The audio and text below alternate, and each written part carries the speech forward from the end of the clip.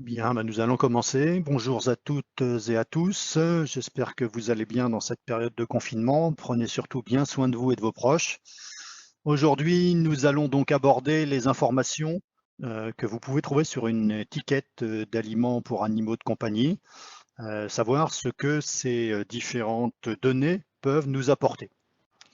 Alors, il y a deux points qui nous intéressent particulièrement. C'est d'abord ce que regardent les propriétaires en premier lorsqu'ils cherchent un aliment. Alors ça peut être plein de choses, hein. Ils s'intéressent juste au fait que le sac est joli et que ça attire l'œil. Ils peuvent s'intéresser au prix, au coût par jour, hein. Ça peut les intéresser aussi, ça peut être leur choix. Ça n'a pas directement de rapport avec le packaging, quoique parfois quand c'est des aliments avec un très bel emballage, ils peuvent être plus chers parce que les gens perçoivent une qualité, s'il n'y a pas forcément la qualité nutritionnelle, du moins une qualité perçue visuelle. Ils vont regarder aussi s'il y a certains ingrédients, avec les modes, on le verra tout à l'heure, du sans céréales ou des choses comme ça. Ils peuvent chercher sur la liste des ingrédients, savoir si cet aliment ne contient pas de céréales. Et puis, ça peut être aussi juste une recherche de conditionnement particulier, de variété particulière, ou un aliment sans céréales, sans, on l'a dit, bio, naturel. Enfin, il y a plein de choses que le propriétaire peut avoir comme critères, qui ne sont pas forcément des critères scientifiques ou techniques. Et le deuxième point, c'est vous, en tant que soit vétérinaire, soit en tant qu'animalier, qu'est-ce que vous allez regarder sur une étiquette? Quels sont les points auxquels vous allez vous intéresser? Et très souvent, ça va être, d'ailleurs, il y a une partie des données qui peuvent être les mêmes que celles qui intéressent les propriétaires. Ça peut être la liste des matières premières, ça peut être la liste de analytiques, des composants analytiques, ça peut être des informations spécifiques sur les allégations. On va le voir, il y a beaucoup de choses. Donc, ce qui est intéressant, c'est de savoir ce qui existe et ce que ça nous apporte, ce qu'on peut en retirer et quelle est la validité des informations qu'on va pouvoir ressortir de tout ça. Et donc le langage des étiquettes, il est extrêmement utile pour pouvoir un peu s'orienter là-dedans, parce que si les gens n'ont pas une idée précise de la qualité de l'aliment, souvent ils vont se faire parfois une fausse idée juste par rapport à ce qui est marqué sur l'étiquette. On voit que sur une étiquette, il y a beaucoup d'informations, on va les détailler, avec des informations, on l'a vu, sur les conseils qu'on peut donner sur la quantité à donner, sur le mode d'emploi, ce qu'on appelle le guide alimentaire, sur la liste de composition, les matières premières, les constituants analytiques, les additifs, on y reviendra, et puis tout un tas d'informations générales. On va détailler tout ça. Donc ce qu'il faut savoir aussi, c'est que les mentions d'une étiquette sont légalement réglementées. Et elles sont réglementées à la fois au niveau européen ou au niveau américain, sous l'égide d'organismes. Aux États-Unis, c'est l'AAFCO, et en Europe, c'est la FEDIAF. Alors la FEDIAF, c'est la chambre syndicale des fabricants d'aliments pour animaux de compagnie au niveau européen, avec son pendant qui est l'AAFCO aux États-Unis. Et ces organismes vont proposer des recommandations nutritionnelles, ce qu'on appelle des standards nutritionnels, adaptés aux aliments pour nos animaux de compagnie. Pas uniquement les chats et les chiens d'ailleurs, hein, parce que pour la FEDIAF, vous avez des standards qui sont pour les rongeurs, pour les oiseaux, pour les poissons. Enfin, il existe tout un tas de standards. Bon, ce qui nous intéresse, nous, de prime abord, c'est pour les chats et les chiens, mais ça existe de cette façon-là. Et ce qui est important, c'est que ces notions rejaillissent sur la rédaction de l'étiquette. C'est-à-dire que ces standards qui sont recommandés par la FEDIAF ou la AFCO aux États-Unis sont appuyés par un comité scientifique, hein, ça s'appelle le Scientific Advisory Board à la FEDIAF, qui est un collège d'experts internationaux, hein, de tous les pays. Il y a des Français, mais il y a des Allemands, des Anglais, des Autrichiens, des Italiens dans ce collège. Ce sont des spécialistes en nutrition qui réfléchissent ensemble et proposent des recommandations qui sont validées. Ce conseil scientifique valide, au regard des connaissances les plus récentes, les recommandations nutritionnelles qui doivent être appliquées sur les aliments. Donc ces recommandations sont édictées au niveau de la FEDIAF qui va les proposer aux autorités de tutelle, c'est-à-dire que ces normes sont entérinées au niveau de l'Union européenne, donc ça a valeur réglementaire internationale européenne, et ces normes qui sont recommandées par les spécialistes scientifiques de la FEDIAF servent aussi de base réglementaire pour les autorités des pays. Donc en France, pour nous, les autorités de tutelle, c'est la DGAL qui est au niveau scientifique qui dépend du ministère de l'Agriculture. Et puis les autorités la plus importante pour les contrôles, notamment, c'est la DGCCRF, c'est-à-dire la Direction générale de la concurrence et de la répression des fraudes, qui dépend du ministère de l'économie et des finances, et qui, elle, va faire respecter la conformité des déclaratifs qu'on peut trouver sur les étiquettes. Alors, la FEDIAF, c'est l'instance européenne et chaque pays a une instance qui est, j'appellerais ça une instance fille de la FEDIAF, donc membre de la FEDIAF. En France, c'est la FACO, qui est la chambre syndicale des fabricants pour animaux de compagnie. Et chacune de ces sociétés filles de la FEDIAF, localement dans le pays, adapte les réglementations internationales européennes et s'assure que les fabricants respectent cette réglementation. Donc c'est vraiment quelque chose d'important et c'est quelque chose qui est strictement codifié et respecté de façon absolue par tous les fabricants. C'est-à-dire que tous les aliments qui sont commercialisés en Europe se doivent de respecter les recommandations nutritionnelles, les standards nutritionnels qui sont préconisés par la FEDIAF.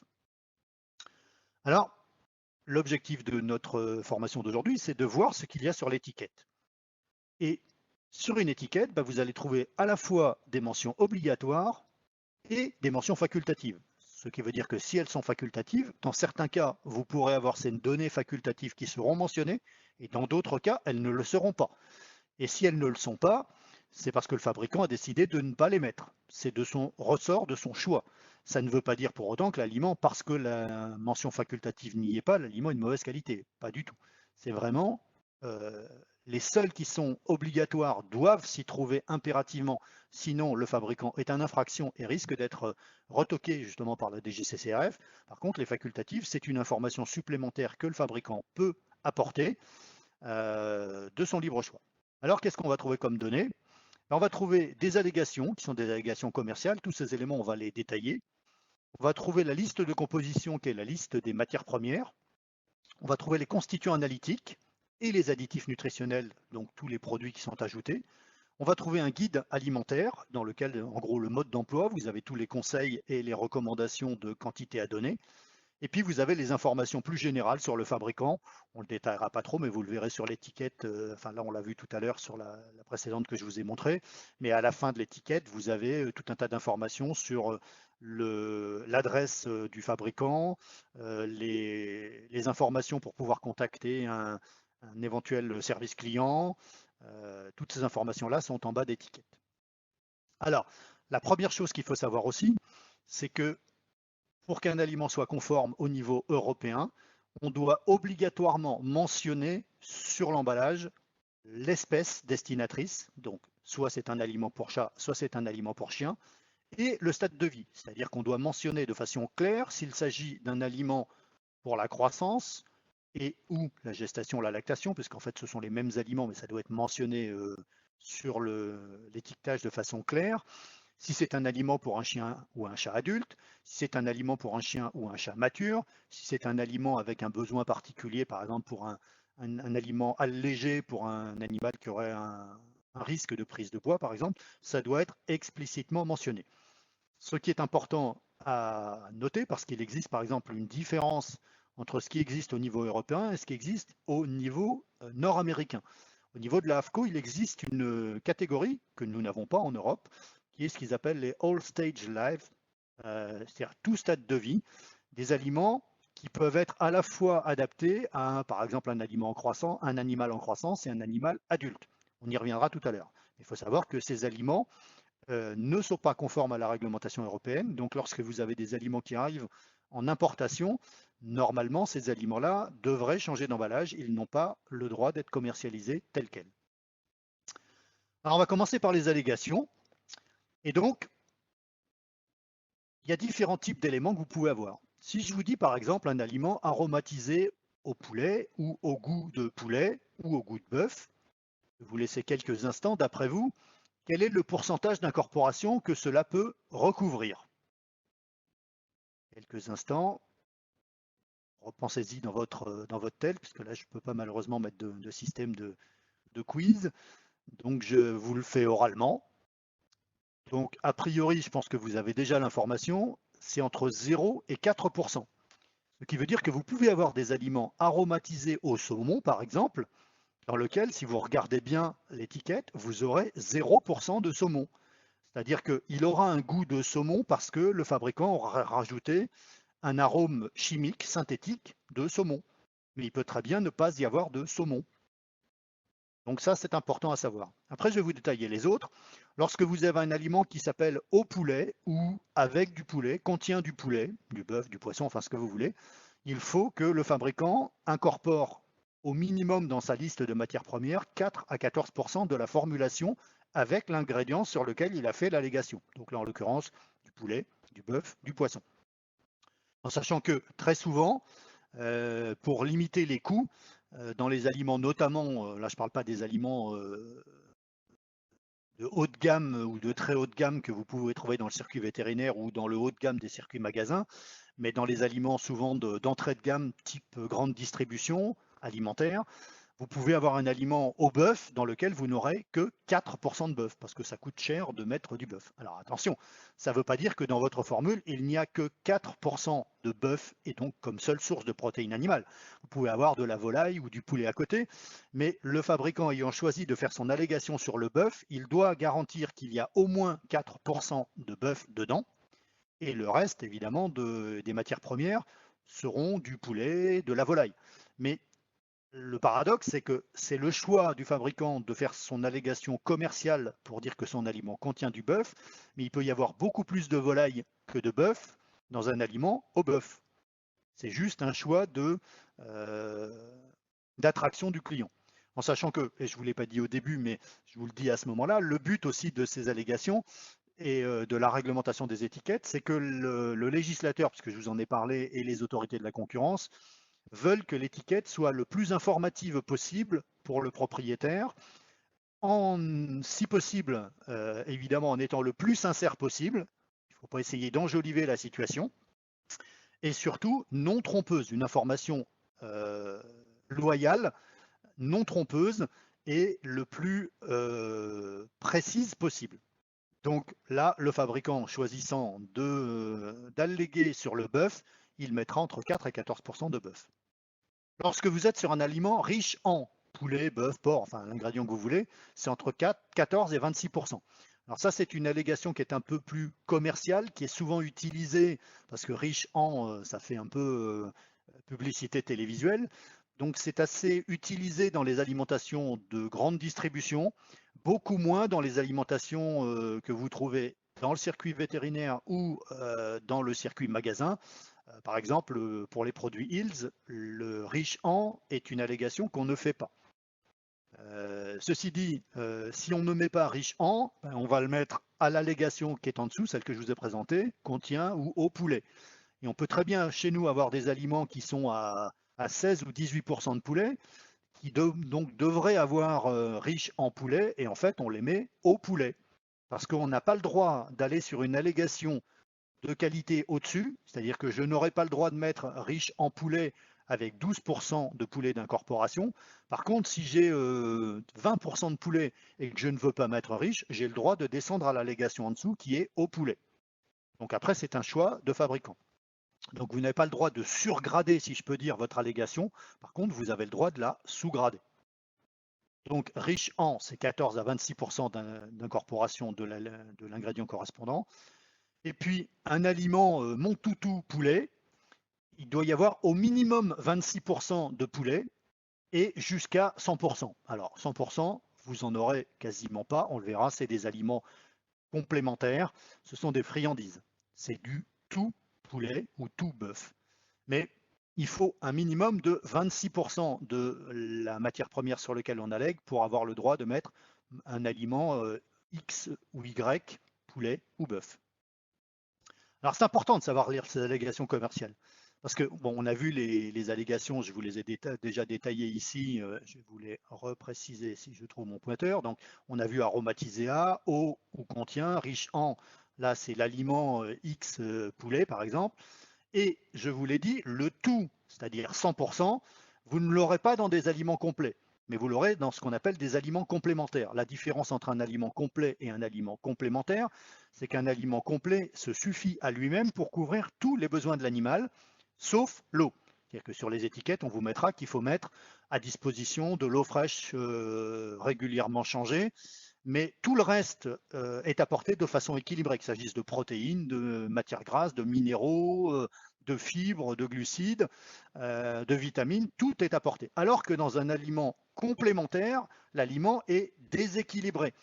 Il ne couvre pas tous les besoins, c'est-à-dire que si vous donnez un aliment complémentaire, il faut rajouter les éléments que vous n'apportez pas dans votre aliment complémentaire. C'est-à-dire que ça peut être que de la source de protéines avec quelques minéraux, quelques glucides. Si vous mettez un aliment tout saumon, ça veut dire en gros que c'est un aliment, c'est du saumon. Donc il y a évidemment des protéines, des minéraux, des vitamines, mais si vous nourrissez un animal qu'avec du saumon, la ration n'est pas équilibrée. Voilà. Donc en général, quand c'est du tout quelque chose, ce sont des friandises ou des lamelles à mâcher ou des choses comme ça. Un élément important aussi à prendre en considération, c'est l'élément allégé. Allégé, on a souvent tendance à dire, allégé, ça veut dire que c'est moins calorique. Attention, parce qu'il y a allégé et allégé, donc c'est les light. C'est vrai aussi pour nous pour les yaourts, hein, par exemple. Un aliment allégé, ça n'est pas, ou un aliment light, ça n'est pas un aliment qui a une teneur calorique plus basse. Donc on pourrait dire objectivement un aliment, enfin ce que nous en tant que vétérinaires on considère comme un aliment allégé, c'est un aliment qui devrait apporter 350 kilocalories pour 100 grammes ou moins dans cet aliment. Or, il n'y a pas de définition qui vous dit un aliment allégé, c'est un aliment qui contient 350 kilocalories par 100 grammes ou moins. C'est un aliment qui contient, c'est une notion de référence, moins de 15% de calories comparativement à l'aliment standard de la race, qui est en général un aliment adulte de la même gamme. Mais si votre aliment adulte de la même gamme est très élevé en calories, même si vous enlevez 15% de calories, vous pouvez vous retrouver avec un aliment light qui sera encore extrêmement calorique. On le verra tout à l'heure sur un exemple. Les aliments enrichis ou extra, c'est pareil, c'est plutôt en grande distribution. Ça peut être enrichi en un ingrédient particulier. C'est pareil, ça veut dire qu'il y a plus de 15% de cet ingrédient comparativement à l'aliment standard de la marque qui est l'aliment adulte de référence. Donc attention avec cette histoire d'étiquette, parce que vous pouvez avoir des pièges. Parce que vous pouvez par exemple formuler un aliment qui contiendrait dans l'ensemble de ces ingrédients 4% de poulet, 4% d'agneau et 4% de bœuf, tout ça mélangé, et vous pouvez avoir avec une seule formule qui contient 4% de ces trois ingrédients, trois emballages différents. Sur la première, puisque vous avez 4% de poulet, vous avez le droit d'argumenter que votre aliment il est au poulet. Sur la deuxième, vous avez le droit d'argumenter qu'il est à l'agneau, puisque vous avez 4% d'agneau. Et sur la troisième, vous avez le droit d'argumenter qu'il est au bœuf. Donc vous pouvez avoir trois emballages, un au poulet, un à l'agneau, un au bœuf.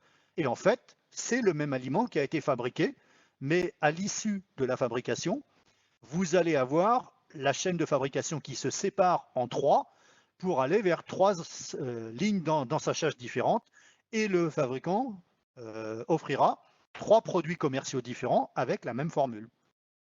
Alors vous allez me dire, mais non, ça n'existe pas, c'est de la théorie. Bah si, en pratique, ça existe. Il existe des aliments, et notamment c'est souvent avec des aliments humides, hein, de l'aliment chat en l'occurrence. Et là, je vous ai sorti l'étiquette, ce qu'elle mentionne. Elle mentionne viande et sous-produits, dont 4% de dinde, 4% de thon, 4% de canard et 4% d'agneau. Ce qui veut dire qu'ils ont dans la même formule 4% de dinde, plus 4% de thon, plus 4% de canard, plus 4% d'agneau. Et à la sortie, bah, vous avez un pack multiple dans lequel vous avez de l'aliment à la dinde, au thon, au canard et à l'agneau. Et en fait, c'est la même formule. Le seul élément qui puisse éventuellement un petit peu changer, comme je vous ai dit tout à l'heure, ça peut être le fabricant qui influe sur le goût en rajoutant un arôme un peu différent. Mais vous pouvez avoir un client ou une cliente qui va vous dire bah, mon chat, il préfère la formule à la dinde et la formule au canard, il n'aime pas celle au thon et à l'agneau. En fait, c'est la même formule. La seule chose qui pourrait éventuellement les différencier, c'est un arôme qui pourrait orienter plus vers la dinde, vers le thon, vers le canard ou vers l'agneau. Donc attention, il y a quelques pièges qui peuvent exister et c'est parfaitement légal, hein. Le fabricant a tout à fait le droit de faire ça et ça lui permet d'obtenir une place plus importante en rayonnage. Au lieu d'avoir un seul produit, il en a trois qu'il a déclinés avec une même formule. Alors, ce que je vous disais tout à l'heure avec l'aliment light, on le voit ici. Là, je vous ai mis, vous voyez, par exemple, là, on a mis une limite pour les aliments light nutritionnellement définis comme étant en dessous de 350 kilocalories pour 100 grammes. Bah, vous vous rendez compte que vous avez des aliments qui sont des aliments, et j'ai bien mis ici dans la liste en bas, que des aliments qui sont déclarés light, hein. Vous avez des aliments déclarés light qui sont au-dessus de cette liste et qui sont pas loin de la teneur calorique d'un aliment adulte. Nous, par exemple, notre aliment adulte, il est là, à 371 ou 372 kilocalories pour 100 grammes. Et là, vous avez un aliment qui est l'aliment Origin Light, il est à 360 kilocalories, donc il est à peine moins calorique que notre aliment adulte. Donc, la formulation light, comme je vous l'ai dit tout à l'heure, ça n'est pas une formulation sur une base nutritionnelle. Pour nous, les nutritionnistes, les aliments light, c'est tout cela. C'est ceux qui sont en dessous, et plus on est bas, évidemment, plus ils sont light, hein. Mais en deçà de cette ligne, on peut considérer que ce sont des aliments vraiment allégés parce que les aliments adultes sont plutôt par là. Mais quand vous êtes au-dessus, on est presque à un aliment adulte. Donc attention à ne pas vous faire piéger, et je vous l'ai dit, même pour vous, quand vous achetez des produits light, c'est la même chose, hein. C'est pas parce que vous achetez un yaourt light qu'il est forcément très peu calorique. Donc attention à ça. Donc ça, c'était les éléments sur les allégations qui sont importantes à prendre en considération parce que les propriétaires ne sont pas toujours au fait de ce à quoi ça correspond. Donc au moins, vous pouvez les orienter là-dessus. Deuxième point qui nous importe de regarder et que souvent le propriétaire va aller regarder dans les premiers éléments qu'il regarde, c'est la liste de composition, ce qu'on appelle les matières premières ou les ingrédients, mais c'est un terme qu'on utilise moins maintenant, c'est composition ou matière première. Alors, il faut savoir que ces ingrédients, ils sont listés par ordre d'importance pondérale décroissante, du plus lourd au moins lourd. C'est-à-dire que le premier ingrédient est celui qui est incorporé dans la fabrication, c'est les matières premières brutes avant fabrication, et que le dernier de la liste est le plus léger. Alors attention aussi, parce que la législation a changé ces dernières années, elle a changé il y a 2 ans, et elle est entrée en application de façon absolue aujourd'hui, à savoir que, on va le voir, la méthode déclarative, elle passe par deux méthodes. On va les voir derrière, et je vais vous expliquer à quoi ça tient aujourd'hui, cette nouvelle réglementation. Parce que la question que se posent souvent les gens, c'est pourquoi la viande, sous-entendu la viande fraîche, n'apparaît pas toujours en première position dans la liste des matières premières. Parce que vous avez des fabricants qui vont incorporer dans leur matière première de la viande fraîche. Alors, rassurez-vous, ce n'est pas en général que de la viande fraîche, parce que sinon le volume de matière première serait énorme. Ils mettent de la viande fraîche et des protéines déshydratées, on le verra, ce qu'on appelait anciennement des farines. Mais quand ils mettent de la viande fraîche, cette viande fraîche, c'est, quand vous prenez un beefsteak, c'est pareil, hein, c'est 70% d'eau environ, et le reste, c'est ce qu'on appelle la matière sèche. Et la matière sèche, c'est ce qui va contenir, par exemple, les protéines et les quelques minéraux, enfin, que vous pouvez avoir dans la viande. Bon. Donc, si vous mettez de la viande fraîche, vous la mettez évidemment avec son eau. Ça fait 70% du poids. Et donc, la viande fraîche, avec son eau, elle devient, même s'il n'y a pas que de la viande fraîche, qu'il y a aussi de la farine, hein, mais elle devient, de par le poids de l'eau, l'ingrédient le plus lourd. Donc, vous allez la retrouver en première position dans la liste des ingrédients. Par contre, à l'inverse, si vous ne mettez pas de viande fraîche, mais que vous mettez que de la viande déshydratée, dégraissée et réduite en poudre, donc ce qu'on appelait avant des farines, qu'on appelle maintenant des protéines animales transformées de viande, hein, ça correspond à ça, vous enlevez ces 70% d'eau. Et puis comme en plus c'est de la viande dégraissée, on enlève aussi une partie du poids qui est le poids de la graisse. Ce qui veut dire que votre matière première déshydratée, dégraissée, elle pèse beaucoup moins lourd puisqu'il n'y a plus le poids de l'eau. Donc ça n'arrive plus forcément en première position. Alors souvent c'est quand même bien positionné, mais parfois vous pouvez avoir des céréales qui peuvent se trouver en première position. Parce que les céréales, quand on les fabrique, quand on fait la fabrication, on ne les déshydrate pas avant. On les moue, on les broie et on les met avec leur poids en eau. Donc elles sont en première position devant ces matières premières déshydratées.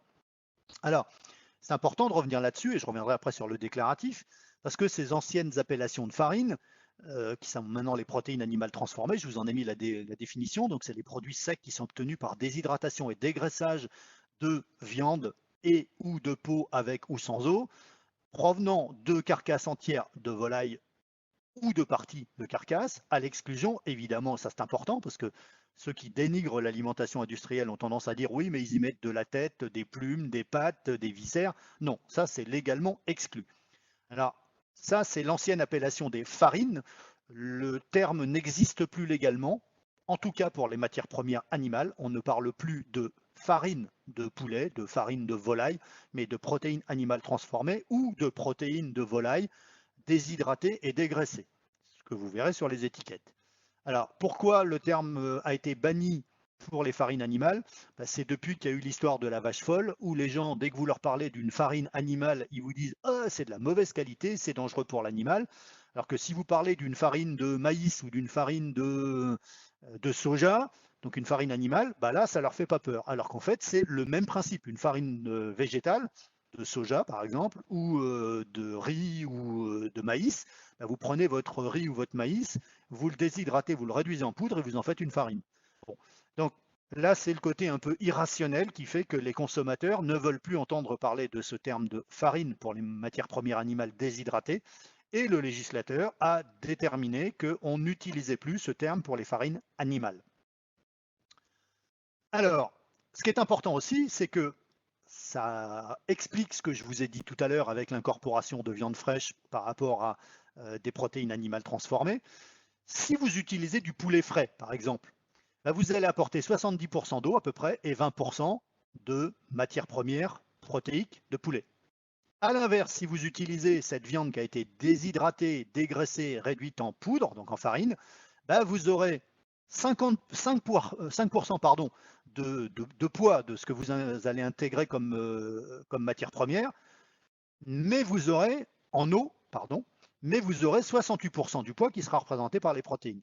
Donc vous voyez tout de suite la différence entre une viande fraîche et une viande déshydratée réduite en poudre.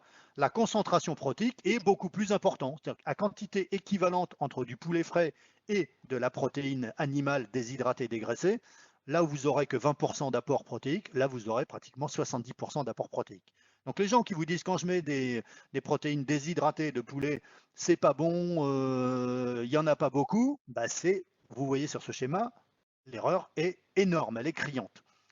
Et puis, faire un petit exemple là aussi, donc réfléchissez-y dans votre tête. Si je vous dis, vous incorporez du poulet ou des protéines animales déshydratées de poulet, si je veux apporter 10 grammes de protéines, à votre avis, combien de grammes de poulet il faudra que j'apporte pour avoir 10 grammes de protéines de poulet frais sous-entendu, et combien de grammes de viande de poulet déshydratée, dégraissée, déshydratée, réduite en poudre, il me faudra que j'apporte? Je vous laisse 2 minutes pour réfléchir, enfin pas 2 minutes, quelques instants pour réfléchir et je vous donne la réponse. Je pense que vous avez déjà une idée par rapport à ce qu'on a vu avant. Donc la réponse, la voilà.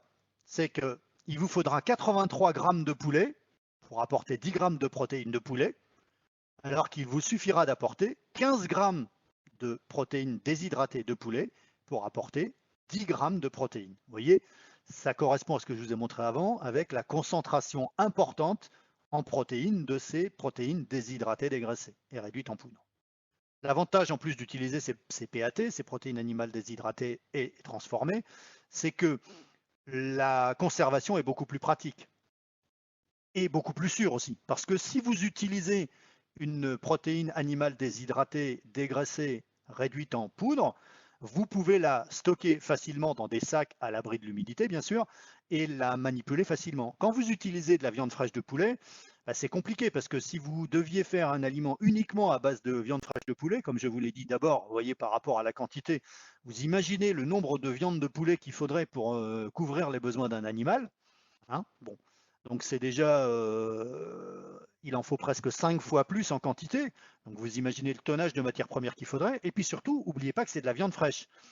Quand on parle de viande fraîche en Europe, toujours sur les recommandations nutritionnelles et les standards de la FEDIAF, la viande fraîche, c'est de la viande qui est déshydratée, abattue fraîche et conservée sous chaîne de froid. Donc ça n'est en aucun cas une viande congelée, alors qu'aux États-Unis, ils admettent dans viande fraîche la viande congelée. Donc ça veut dire que votre viande, si vous devez mettre de la viande fraîche de poulet, il faut quasiment avoir un abattoir intégré à la chaîne de fabrication, parce que sinon, vous imaginez, vu le tonnage de poulet qu'il faut abattre vos poulets et les transporter sous chaîne de froid entre 0 et 4 degrés à l'usine de fabrication, et là, c'est très compliqué. Alors, attention au piège, donc ce qu'on disait là aussi, vous pouvez avoir deux aliments qui, sur un plan nutritionnel, sont absolument équivalents. L'un avec du poulet frais, qui sera en première position, alors que l'autre va utiliser des protéines animales transformées, qui n'apparaîtra qu'en deuxième ou en troisième position. Et qu'est-ce qui va se passer? Votre propriétaire, qui en toute bonne foi voit qu'il y a de la viande fraîche, il va se dire c'est de la meilleure qualité parce que le poulet en première position, c'est mieux. Et comme je viens de vous le montrer, ça n'est pas mieux parce que de toute façon, il n'y a pas que de la viande fraîche et de toute façon, la viande fraîche n'est pas meilleure sur le plan nutritionnel puisqu'en fait, ça dépendra de la qualité de la viande que vous utilisez. Si vous utilisez, on le verra tout à l'heure, de la viande avec os, alors que vous utilisez des protéines animales transformées à base uniquement de viande, votre poulet frais ne sera pas de meilleure qualité que votre protéine animale transformée. Mais attention parce que vous avez des fabricants qui jouent là-dessus en se disant si j'ai de la viande fraîche en première position, mon client va considérer que c'est de la meilleure qualité et sur un plan nutritionnel, ce ne l'est pas. Autre piège aussi que vous pouvez rencontrer, c'est ce qu'on appelle le cracking. Alors, je ne sais pas si vous savez ce que c'est que le cracking, posez-vous la question. Si vous ne le savez pas, je vais vous objectiver ça avec un exemple. Si je vous demande quelle est la teneur réelle en riz de ce produit, et si vous regardez, en n'oubliant pas, comme je vous ai dit, que dans la liste des matières premières, c'est par ordre pondéral décroissant, vous dites, ah bah c'est tiens, c'est du poulet qui est en première position. Oui, mais si vous regardez le riz, vous avez riz complet, brisure de riz, son de riz. Donc cette technique du cracking, c'est une technique de découpage des matières premières. C'est-à-dire que si votre fabricant il met riz, en incluant dans la terminologie générale riz, toutes les présentations de riz qu'on peut avoir, en l'occurrence riz complet, brisure de riz, son de riz, vous totalisez le poids de tous ces éléments et ça vous donne une grosse enveloppe, si je peux dire riz, et dans ces cas-là, votre riz va se retrouver en première position. C'est pour ça que je vous disais tout à l'heure, parfois vous pouvez avoir un aliment sur lequel la première position, ce sera le maïs. Mais si votre fabricant, il a le droit de le faire, mais c'est un peu tordu, je dirais, découpe son maïs ou son riz, comme c'est le cas là, en différentes variantes du riz, eh ben, il n'est plus obligé de déclarer le poids de l'ensemble du riz, mais le poids de chacun des constituants. Donc il va déclarer le poids du riz complet, le poids des brisures de riz, le poids du son de riz, donc des enveloppes de riz, et ça fait un poids moins important. Donc ça repousse dans la liste déclarative les ingrédients. Donc là aussi, c'est pareil, méfiez-vous. Si vous voyez, au lieu de voir une source de céréales qui pourrait se trouver assez haut placée dans la liste, vous en voyez, elles ne sont pas en première position, mais vous en voyez 4 ou 5 dans la liste, vous vous direz que votre fabricant, il a pratiqué le cracking pour essayer de diluer un petit peu la déclaration de ces céréales ou de ces sources glucidiques pour qu'elles n'apparaissent pas en première position. Il a le droit de le faire, mais est-ce que c'est vraiment sincère et loyal? On peut encore se poser la question. Alors, je reviens à ce qu'on disait tout à l'heure. Il y a deux manières légales pour pouvoir lister ces matières premières. La première, c'est par nom spécifique, c'est-à-dire du premier au dernier ingrédient, on doit les déclarer avec leur nom. Donc maïs, riz, œuf entier, farine de gluten de maïs, protéines déshydratées de poulet et de dinde. Ça, c'est la première, la plus détaillée. Ou la deuxième, c'est par catégorie de matières premières, en sachant qu'il n'y a que 19 catégories, pas une de plus, pas une de moins, et il faut faire rentrer les matières premières dans ces catégories. Donc c'est les fameuses catégories que vous connaissez, en viande et sous-produits animaux, poissons et sous-produits de poissons, huile et graisse, céréales, etc. Avec une caractéristique importante, qui est qu'aucun panachage n'est possible dans le mode de déclaration. C'est-à-dire que vous n'avez pas le droit de mettre, par exemple, je commence avec du maïs et ensuite je mets viande et sous-produits animaux. C'est soit vous déclarez tout en détaillé du premier au dernier, soit tout par catégorie. Alors, le choix se fait par le fabricant de façon absolument à sa discrétion. Alors, ça peut être parce qu'il n'a pas de place sur une étiquette qui choisit par catégorie. Quand vous êtes sur des boîtes, et notamment des boîtes de petite taille ou des sachets repas, vous n'avez pas énormément de place pour mettre vos étiquettes. Donc un fabricant, et nous ça nous arrive pour les boîtes par exemple de 156 grammes ou les boîtes de 85 grammes, d'étiqueter par catégorie par défaut de place. Sinon, si on peut, évidemment, on détaille la liste des ingrédients, c'est plus clair pour le propriétaire. Quelques éléments importants à aborder, ce sont les sous-produits. Parce que cette notion de sous-produit, c'est pareil. Je vous ai montré dans les catégories, vous avez viande et sous-produits animaux, et dès que vous entendez parler de sous-produits, enfin dès que le propriétaire entend parler de sous-produits animaux, tout de suite il va vous dire oh là là, mais c'est pas de la bonne qualité parce que c'est des sous-produits, parce qu'ils assimilaient ça à ces anciennes farines animales contaminées. Bon. D'abord, il faut savoir quel est ce que j'ai mis la vérité au sujet de ces sous-produits, c'est que normalement on n'aurait pas dû les appeler des sous-produits, mais des coproduits. Parce que ce sont des produits qui sont dérivés du traitement d'une matière première, donc ils sont secondaires à la façon dont on a récupéré la matière première ou de la façon dont on l'a traitée. Et en fait, on aurait dû traduire ça en coproduit, parce que le terme anglo-saxon, c'est byproduct. Et byproduct, effectivement, ça veut bien dire coproduit. Mais les premiers traducteurs au niveau de la législation ont traduit en sous-produit. Et nous, les Français, vous le savez, on est tous toujours à dire dès qu'il y a un truc sous, ça veut dire en dessous, donc c'est moins qualitatif. Donc les gens vous disent ah bah les sous-produits, c'est de mauvaise qualité. Bon, il faut savoir que les sous-produits, bah, c'est très usuel, très utilisé en fabrication humaine et en fabrication animale. Donc ça choque les gens qu'on utilise des sous-produits animaux pour la nourriture de leurs animaux, mais eux-mêmes, ils utilisent des sous-produits et ils mangent des sous-produits. Parce que pour vous donner un exemple, quand on parle de sous-produits, le foie, c'est un sous-produit, à la fois pour l'utilisation animale, mais même en humaine. Donc ça veut dire que quand quelqu'un mange du foie, de veau par exemple, bah, il mange un sous-produit animal. Et là, ça ne le choque pas. Alors que si on dit on donne un sous-produit animal à l'animal, au chien ou au chat, là, forcément, ça serait de la mauvaise qualité. Et donc, je voudrais que vous sachiez effectivement quelle est la définition. Donc, c'est les parties d'animaux abattus et jugés propres à la consommation humaine, mais que la chaîne alimentaire humaine ne valorise pas. En l'occurrence, par exemple, on utilise, je vous l'ai dit, beaucoup de foie, parce que le foie, on en mange beaucoup moins maintenant, parce que culturellement, les gens mangent moins d'abats. On utilise aussi des panses de ruminants, des choses comme ça, que dans certaines cultures culinaires, on utilise, hein, tout ce qui est les tripes, la panse, on en mange.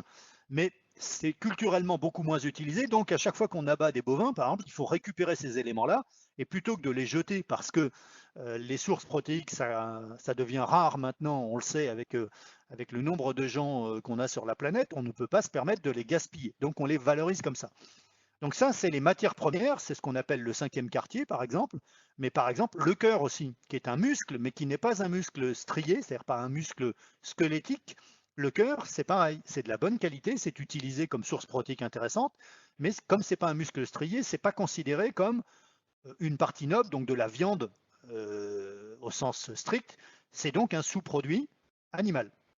Donc, ce qui est important, c'est que ces éléments-là sont de qualité. Donc un sous-produit animal n'est pas de mauvaise qualité. Deuxième élément à retenir par rapport à ça, c'est que tous les produits issus ou sous-produits issus d'une transformation par un mécanisme quelconque du corps de ces animaux sont aussi des sous-produits animaux.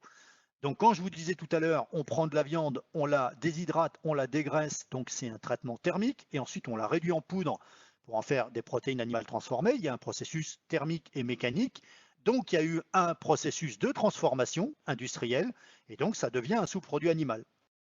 Mais là c'est pareil, quand on vous dit protéines animales transformées, les gens vous disent ah bah, les farines c'est de mauvaise qualité. Bah non, parce que si vous prenez une matière première de qualité, donc une bonne viande, bah, vous obtiendrez de bonnes protéines animales transformées à partir de cette viande. Mais si vous prenez une viande qui est très grasse, avec de la carcasse, avec des tendons, des ligaments qui apportent des sources de protéines de mauvaise qualité, et que vous réduisez en pareil en farine, enfin même principe, en déshydratation, dégraissage, réduction en poudre, bah, comme vous serez parti d'une qualité médiocre au début, vous aurez un sous-produit de qualité médiocre à l'arrivée. Donc ça ne veut pas forcément dire que parce que c'est un sous-produit animal, c'est de la mauvaise qualité. Un autre exemple aussi pour que ce soit clair dans votre esprit, je vous ai parlé tout à l'heure du cœur, je vous ai parlé du foie qui sont des matières premières sous-produits, mais dans les sous-produits technologiques, industriels, ben vous avez les hydrolysats de protéines qu'on utilise par exemple dans les aliments hypoallergéniques à protéines hydrolysées. Et ces protéines hydrolysées, c'est la meilleure qualité nutritionnelle protéique qui soit. Et pourtant, ce sont des sous-produits animaux. Donc, il faut bien avoir en tête que ce n'est pas parce qu'il y a marqué sous-produit animal que c'est de la mauvaise qualité. Et comme je vous l'ai dit tout à l'heure, et je vous le confirme avec la réglementation du Parlement européen, comme je le dis, tout est régi par des normes au niveau de l'Union européenne. On ne peut absolument pas inclure là-dedans des ongles, des dents, des griffes, des cornes, des plumes, ça n'existe pas, c'est interdit dans ces éléments-là. Alors vous allez me dire, mais qu'est-ce qu'ils en font? Parce que on sait qu'il y a des farines d'ongles, de dents, d'os. Ben, ces farines, elles sortent de la filière alimentaire. Elles servent soit à l'incinération, donc elles sont brûlées pour faire de la production énergétique hein, dans des centrales thermiques, ou alors on les retrouve sur le revêtement de nos routes, hein, ça sert à faire du macadam, hein, du bitume, c'est inclus dedans. Et puis après, bon, je ne sais pas si je dois vous le dire, mais bon, je vous le dis quand même, mesdames, la cosmétologie utilise ça parce qu'ils extraient du collagène de ça. Et ce collagène qui est issu de ces farines qui sont ce qu'on appelle les farines d'équarrissage, donc je confirme qu'elles ne sont pas utilisées en alimentation, elles sont utilisées pour faire des excipients qu'on peut retrouver dans les crèmes pour la peau, par exemple. Bon, c'est moyennement sympathique, mais c'est la réalité. Bon, c'est dans une moindre mesure, hein. La plupart sont incinérés ou servent, je vous dis, pour les revêtements de nos routes. Alors, quand on parle aussi des mythes qu'ont les propriétaires, c'est sur certains ingrédients. Ils vous disent, ah mais je veux du sans céréales. Par exemple, ils ne veulent pas entendre parler de maïs ou de ça, ou quelque chose comme ça. Ben, la vérité sur le maïs, c'est qu'ils vous disent, les céréales, c'est pas bon parce que c'est des ingrédients, ce qu'ils appellent de remplissage, c'est-à-dire qu'ils font du volume et qui servent à rien. Ben ça, c'est complètement faux parce que les céréales, c'est une excellente source de différents nutriments, des acides gras essentiels, acides gras oméga 3, acides gras oméga 6, des protéines végétales mais de qualité, des vitamines, quelques minéraux. Les céréales, contrairement à ce qu'on croit, c'est très digestible, ça se digère très bien. Alors évidemment, elles sont pré-traitées, c'est-à-dire qu'il y a une pré-cuisson qui va pré-digérer, gélatiniser l'amidon, mais c'est très digestible, hein. Chez le chien, c'est digestible à plus de 95-96%, voire même quand l'amidon est bien préparé, c'est 98% de digestibilité. Et sur le chat, la digestibilité, même si on vous dit que le chat n'est pas un animal qui utilise les glucides, c'est vrai qu'en théorie, il ne les utilise pas particulièrement, mais si l'amidon est bien traité, c'est digestible à plus de 90%. Et la preuve, quand on vous dit que c'est digestible, c'est que si effectivement le chat ou le chien était incapable de digérer ces glucides, ces amidons, on devrait retrouver les amidons dans les selles. Or, il n'en est rien. Quand ils ont mangé des aliments qui contiennent de l'amidon, il ne s'agit pas non plus de leur donner que ça, hein, vous ne retrouvez pas l'amidon dans les selles. Donc, il a bien été digéré. Autre élément important, c'est que les gens vous disent, oui, mais moi, je ne veux pas donner des céréales parce que les animaux sont allergiques. Alors, on a une faible probabilité qu'il y ait des allergies à certaines protéines, en l'occurrence au niveau du blé. Sur le chien, sur le chat, il n'y a pas d'allergie décrite, mais c'est très très très très faible. Et sur le maïs, par exemple, qui est la source qui est le plus souvent utilisée, que nous on utilise, il y a maïsérie, ça concerne moins de 3% des animaux, des chiens, qui présentent des allergies potentielles à ces sources glucidiques. Donc ça veut dire que, enfin pas les sources glucidiques, mais aux protéines qu'on peut trouver dans ces sources de glucides. Chez le chat, c'est encore moins, c'est moins de 1% des cas. Donc c'est vraiment quasiment exceptionnel, ça ne se rencontre jamais. Si bah, effectivement on se retrouve dans des situations où on aurait un animal qui pourrait réagir négativement, bah, à ce moment-là, on va sur des aliments ou diététiques ou des aliments qui ne contiennent pas de céréales. Donc pourquoi des aliments pour chiens et chats contiennent des céréales? Bah, je vous l'ai dit parce que ça contient des glucides qui sont hautement digestibles, hein, digestibilité supérieure à 99% chez le chien et supérieure à 90% chez le chat. L'intérêt, c'est que ça va apporter une source d'énergie qui est facilement utilisable par l'organisme et qui va économiser les sources d'énergie à partir des protéines. Il vaut mieux garder les protéines pour avoir des apports d'acides aminés qui serviront à construire l'organisme, à construire les muscles, les enzymes, les hormones. Et il vaut mieux éviter d'apporter aussi des lipides, parce que vous le savez, les lipides, ce sont des bombes caloriques. Plus vous donnez de calories lipidiques, plus, si l'animal les surconsomme, il prendra de poids. Donc, il vaut mieux apporter de l'énergie avec les glucides. Ça permet de minimiser les risques de surpoids, obésité qu'on rencontre malheureusement de plus en plus chez la plupart des animaux. Autre mythe donc qui découle de ça, c'est que les gens vous disent ah oui mais je veux un aliment sans céréales parce que le sans céréales c'est mieux. On peut se poser la question si c'est réellement mieux. Et donc effectivement, bah non, c'est pas forcément mieux. Parce que déjà, on l'a vu, il n'y a pas de risque particulier avec les amidons. Les animaux sont capables de les gérer, parce que c'est pareil, pourquoi ils veulent du sang céréales, c'est qu'ils disent, bah oui, mais mon chien, il descend du loup. Il faut arrêter avec ces idées-là. Le chien, il y a bien longtemps que c'est plus un loup, que son génome s'est adapté et qu'il a eu des mutations qui lui permettent de gérer la digestion de l'amidon. Et comme je vous le dis, ce qu'il faut, c'est épargner les protéines. Ça ne sert à rien d'en mettre plus qu'il n'en faut pour couvrir les besoins de l'animal. Autre chose, si on veut faire de la croquette, il faut de l'amidon, parce que l'amidon est un texturant obligatoire qu'on utilise dans les croquettes. Et vous ne pouvez pas avoir de croquettes si vous n'avez pas d'amidon. Donc quand vous avez des aliments sans céréales, parce que ça plaît aux clients, eh ben, vous remplacez l'amidon issu des céréales par une autre source d'amidon qu'on va retrouver dans les pommes de terre, le tapioca, les petits pois, les lentilles, en général des légumineuses. J'attire votre attention quand même sur le fait qu'il faut faire attention aussi, parce que on peut avoir des aliments sans céréales, hein. Nous, on a des solutions no grain, sans céréales, pour les propriétaires qui le souhaitent. Si on n'a pas réussi à les convaincre en leur disant il n'y a pas de souci avec le fait que avec les aliments avec céréales, vous n'avez pas de souci particulier, ça couvre les besoins de l'animal. Si vous avez un client qui est vraiment buté sur le fait qu'il veut un aliment sans céréales, on lui offrira des aliments sans céréales, donc dans nos gammes no grain, mais qui sont des formules équilibrées et sûres pour l'animal. Si je vous dis ça, c'est que peut-être vous avez entendu parler aux États-Unis d'une alerte qui a été émise par la FDA, qui est l'organisme de santé fédéral aux États-Unis. Ça remonte déjà à l'été 2018 et donc c'est toujours en cours d'étude. Il a été montré qu'un certain nombre d'aliments sans céréales aux États-Unis, qui étaient à la fois des aliments sans céréales dans lesquels il y avait de la pomme de terre, du tapioca ou des lentilles ou des petits pois, et avec des sources de protéines atypiques. Alors il y avait du bison, de l'alligator, ça vous paraît complètement atypique, mais aux États-Unis, ils utilisent ça, hein. Du gibier type du sanglier, par exemple, donc des sources qu'en général on n'utilise pas chez nous.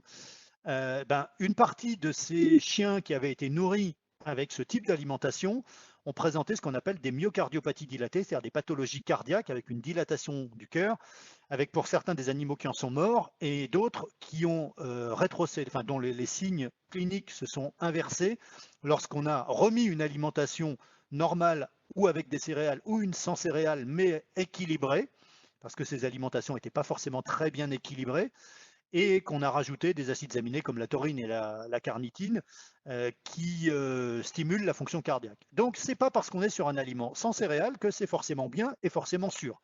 Donc si les gens vous disent je veux quand même un aliment sans céréales, vous pouvez, mais attention à donner pas n'importe quel aliment sans céréales. Il faut que vous soyez certain que l'aliment que vous allez recommander soit testé, issu d'une recherche pour sa poussé pour sa conception et qu'on soit certain qu'il soit sûr pour la santé des animaux. Donc attention à ne pas céder aux effets de mode, parce que cette mode du sans céréales, c'est une mode qui est largement relayée sur Internet. Deuxième élément, les constituants analytiques. Donc on est toujours dans les données obligatoires sur l'étiquette, et dans ces constituants analytiques qui doivent être déclarés obligatoirement, là aussi il y a des mentions obligatoires et des mentions facultatives. Donc les mentions obligatoires, c'est la teneur en eau, donc l'humidité, si elle est supérieure à 14%. 14%, de 14 à au-dessus de 14%, c'est les aliments semi-humides, et lorsqu'on est au-dessus de 26%, c'est les aliments humides. Bon. Donc, lorsque vous avez des aliments humides ou semi-humides, ça sera mentionné. Par contre, lorsque vous avez des aliments secs, pour lesquels la teneur en eau est en général à 10% ou en dessous, c'est facultatif. Donc, vous avez des fabricants qui vous mettront l'humidité, d'autres qui ne la mettront pas. Ce n'est pas obligatoire. Ce qui est obligatoire, c'est les protéines brutes. La protéine brute, c'est le terme officiel. Alors parfois, c'était marqué avant au pluriel. Maintenant, la législation là aussi a évolué et les termes que je vous ai mis sont les termes officiellement retenus. Donc c'est protéines brutes au singulier, même s'il y a plusieurs protéines. Matière grasse brute, donc c'est les graisses. Cellulose brute ou les fibres, dites insolubles. Et puis, après, on peut voir marqué cendre. Alors, on le voit marqué de moins en moins parce que c'était le fruit de la combustion d'un aliment. Ce qui restait, c'était un petit tas de cendres. C'était les minéraux et les vitamines. Bon, on le voit de moins en moins parce qu'il y a des gens qui pensent que lorsqu'il y a marqué cendre, on a fait un feu dans la cheminée, qu'on a récupéré les cendres et qu'on l'a mis dans le sac. C'est évidemment pas ça. Donc, vous verrez souvent marqué matière minérale ou matière inorganique. Mais le terme de cendre est encore toléré. Et donc, vous allez trouver ça sur, alors ça, c'est des formules fictives que j'ai mises. Vous allez trouver, donc sur un produit sec, vous trouverez marqué protéines brutes, graisses brutes, fibres brutes, matière minérale. Parfois, ça s'arrête là. Humidité, je vous l'ai mis entre parenthèses, parfois elle sera marquée, parfois elle est facultative, alors que sur un produit humide, ce sera marqué. Et là, vous voyez tout de suite par rapport à ce que je vous ai mis dans les notions à la diapo d'avant qui était obligatoire, et sur cet élément-là, que vous ne voyez pas marqué ce qu'on appelle des glucides, ce qui s'appelle l'ENA, pour extractif non azoté, c'est-à-dire c'est les amidons digestibles. Eh bien, l'extractif non azoté, donc les amidons digestibles, c'est une notion qui est facultative et qui n'est quasiment jamais marquée sur une étiquette. Alors vous allez me dire pourquoi elle n'est pas marquée. Elle n'est pas marquée parce que, un, on va le voir après, elle peut se calculer par déduction, je vais vous le montrer juste après, et deux, parce que pour la mettre de façon précise, il faudrait qu'il y ait une règle de calcul qui soit appuyée sur une méthode analytique. Tous ces éléments, protéines, matières grasses, fibres, matières minérales, sont déterminables sur un aliment par des méthodes chimiques, physico-chimiques, de combustion, d'utilisation d'enzymes, etc., ou de solvants de graisse, par exemple, qui permettent de séparer les différents constituants.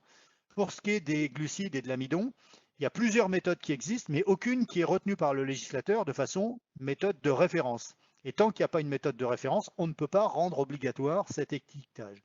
Un jour, peut-être ça viendra. Pour l'instant, ce n'est pas le cas. Alors, si je reviens sur les minéraux, parce que ça c'est un point important quand on cherche à juger de la qualité d'un aliment, les cendres brutes, comme je vous l'ai dit, c'est les minéraux. Je l'ai dit, c'est ce qui est, lorsqu'on brûle l'aliment au laboratoire, il reste un petit tas de cendres. Et ce qui est important, c'est que les cendres, ça peut, pas dans tous les cas, mais ça peut refléter la teneur en os de la matière première qu'on a utilisée pour la viande qu'on a utilisée. C'est-à-dire que si vous avez des aliments de qualité un peu médiocre, si vous avez un aliment de très bonne qualité, vous utiliserez de la viande, sous-entendu du muscle.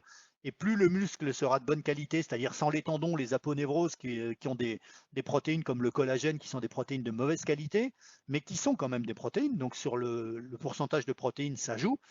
Moins la qualité protéique sera présente et plus vous aurez d'os, plus vous risquez d'avoir des cendres.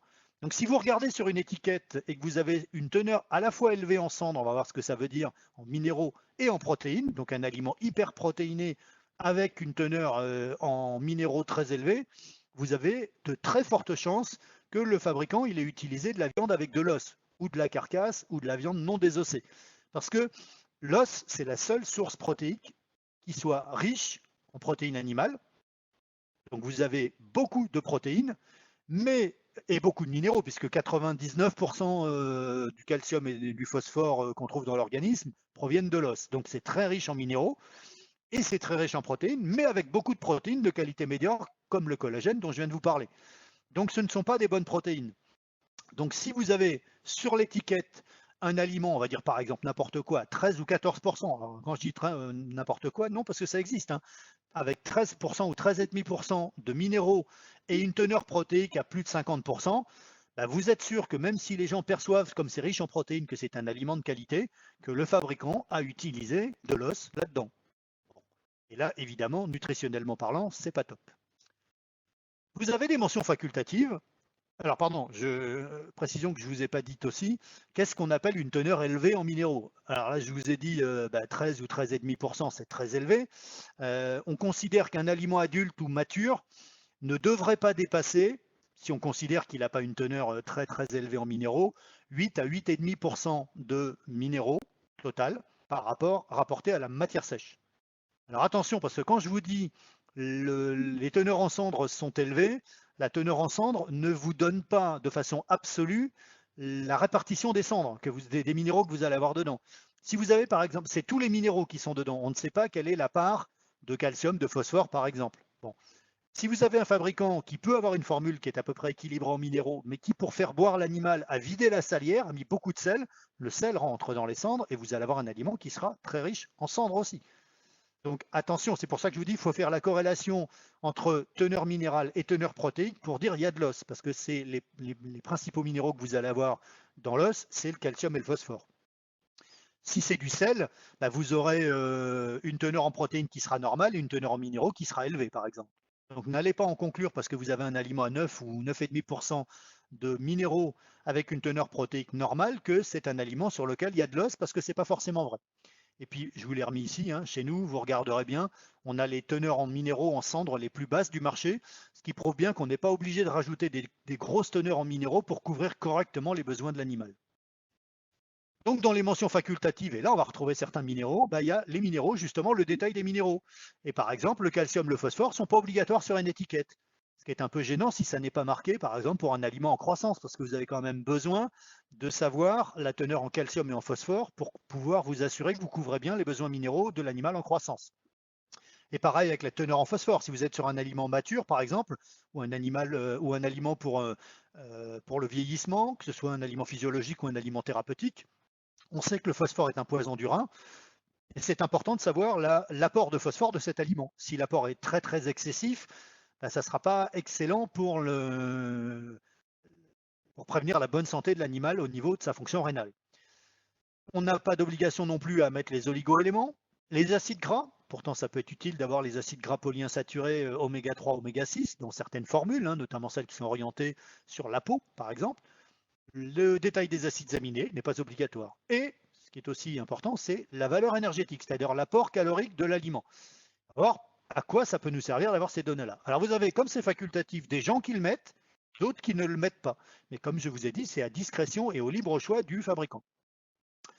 Alors, comme je vous l'ai dit, l'extractif non azoté, donc l'amidon digestible, n'est pas présent sur l'étiquette. Comment on peut le calculer? C'est simple.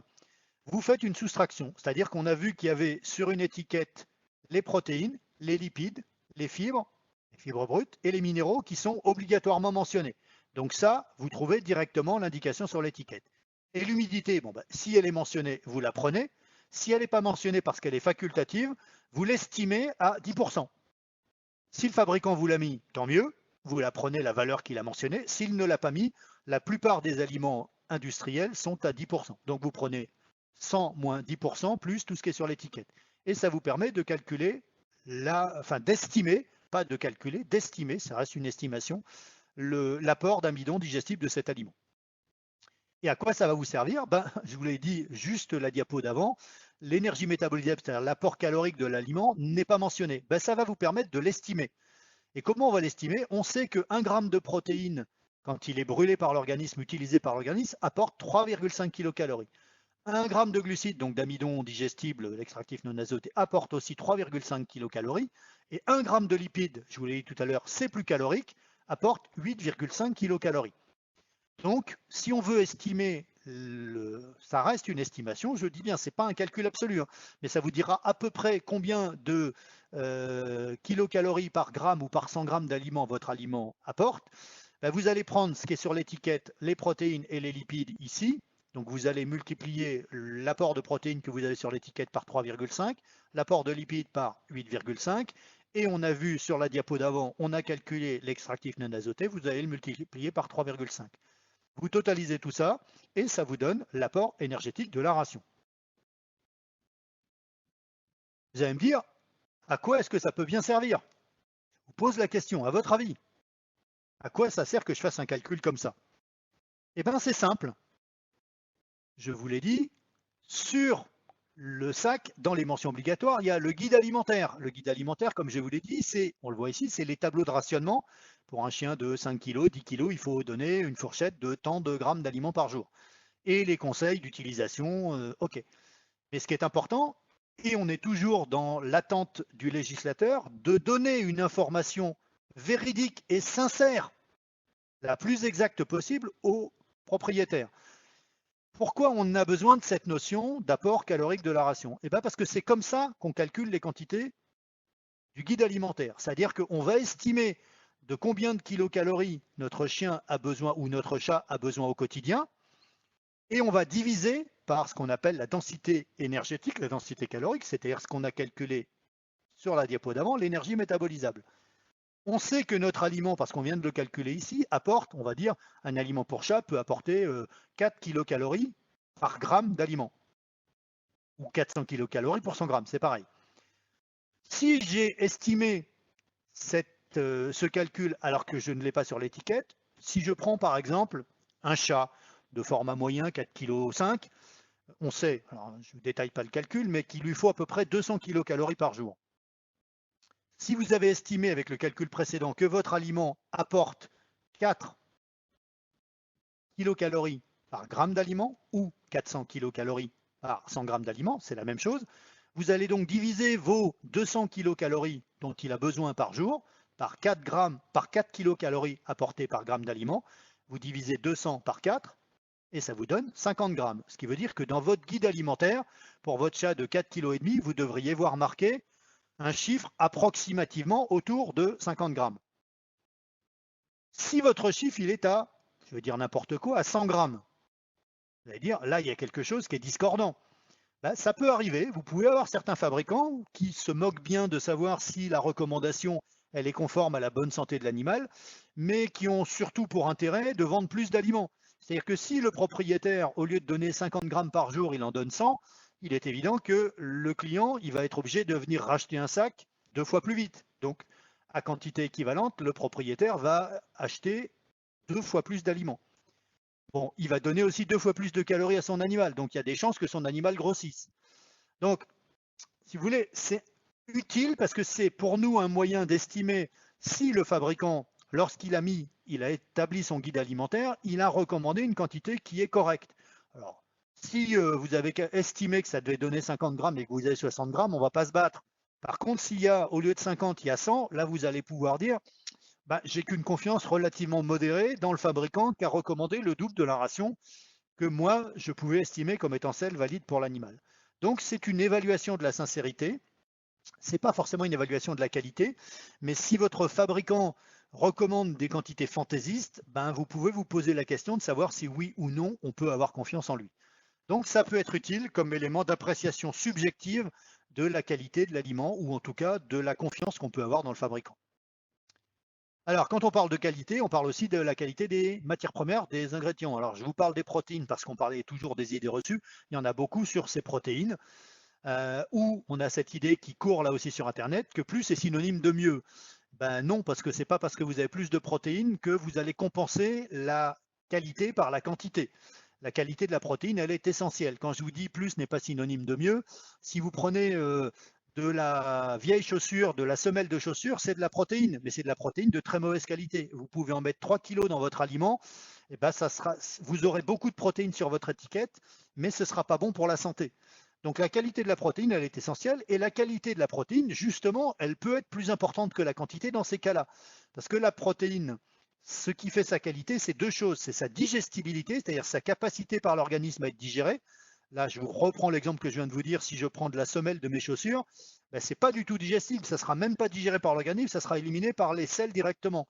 Et puis, c'est aussi la valeur biologique, c'est-à-dire qu'une fois que ça a été digéré, c'est le profil des acides aminés. C'est-à-dire que ce qui est important pour l'organisme, ce n'est pas la protéine en elle-même, mais c'est les acides aminés, les constituants de base de cette protéine, parce que ce sont ces acides aminés, et notamment les acides aminés essentiels, qui vont servir à la construction d'autres protéines pour l'organisme, le muscle, les enzymes, l'os, ce que vous voulez. Et je reprends l'exemple du collagène dont je vous parlais tout à l'heure, qu'on va retrouver dans l'os ou dans les tendons. Ce collagène, il est assez bien digestible, enfin partiellement, il arrive à être digéré, donc il va se retrouver dans le sang, mais quand il va arriver pour être utilisé par l'organisme, sa valeur biologique est très basse. Ce qui veut dire que ce sont des protéines qui ne servent à rien à l'organisme. Elles vont être traitées au niveau du foie pour être transformées en déchets, notamment en déchets azotés comme l'urée, et ça va s'éliminer au niveau rénal. Donc, ce n'est pas parce qu'on mettra plus de protéines, si c'est des protéines de mauvaise qualité, quand je vous parlais tout à l'heure des protéines de l'os et des tendons, la qualité de la matière première, vous aurez beaucoup de collagène, donc ça fera beaucoup de quantité protéique, mais de la mauvaise qualité, donc ça ne servira pas à l'organisme. Donc il vaut mieux y en avoir moins, mais de meilleure qualité.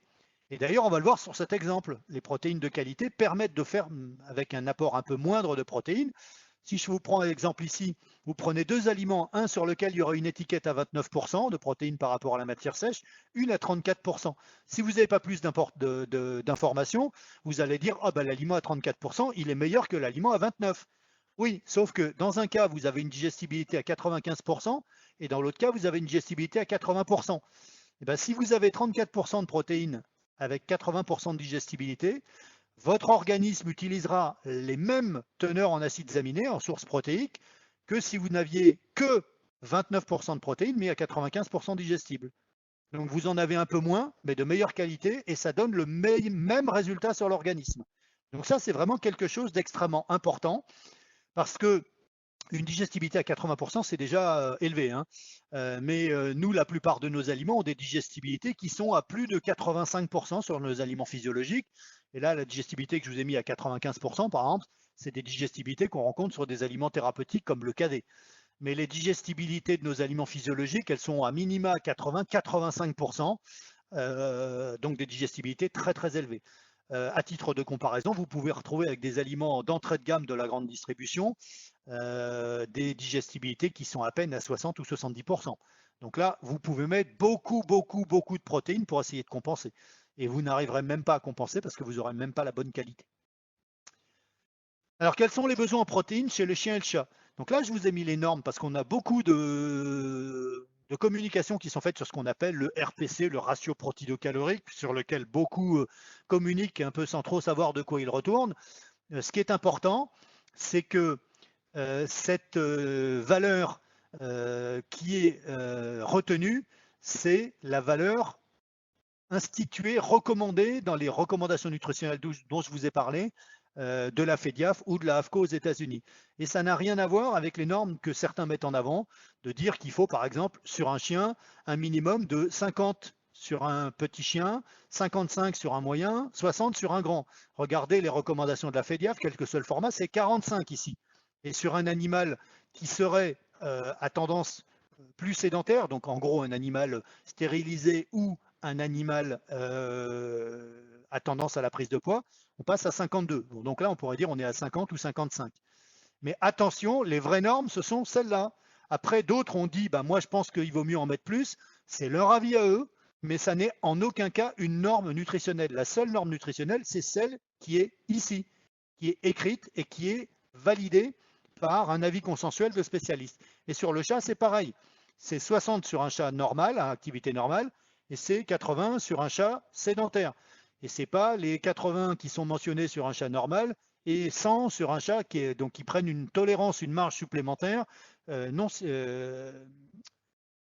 pas forcément justifiable. Donc ça n'engage que ceux qui avancent ces éléments-là. Les normes, ce sont celles-là, clairement. Et donc ce qui est important, c'est que nous, toutes nos formulations, je ne détaillerai pas, mais elles sont conformes aussi à ce que recommandent les nutritionnistes à l'échelon mondial, parce que le Small Animal Clinical Nutrition 5e édition, c'est la Bible, si je peux dire, c'est le livre référence dans lequel 110 spécialistes en nutrition, en médecine interne, ont confronté leur point de vue pour fournir des recommandations avec des minima et maxima recommandés sur tout un tas de nutriments, parce que la plupart des normes officielles qui sont publiées ne donnent que des normes minimales. Il y a quelques maxima dans certains cas, mais pas systématiquement.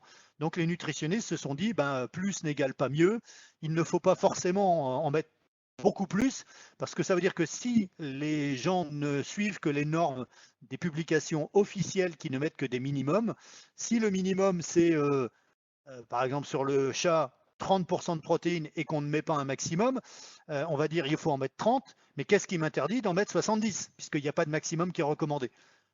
Ah oui, effectivement. Pour l'instant, ça n'a pas été publié, donc il y a eu un consensus qui s'est fait au niveau de certains nutritionnistes et internistes qui ont dit, nous on dit certes, il n'y a que des minima dans certains cas qui sont fixés légalement, mais on recommande de ne pas dépasser les maxima que nous conseillons là, et tous nos aliments sont formulés pour respecter ces recommandations qui sont faites par des nutritionnistes, par des spécialistes en médecine.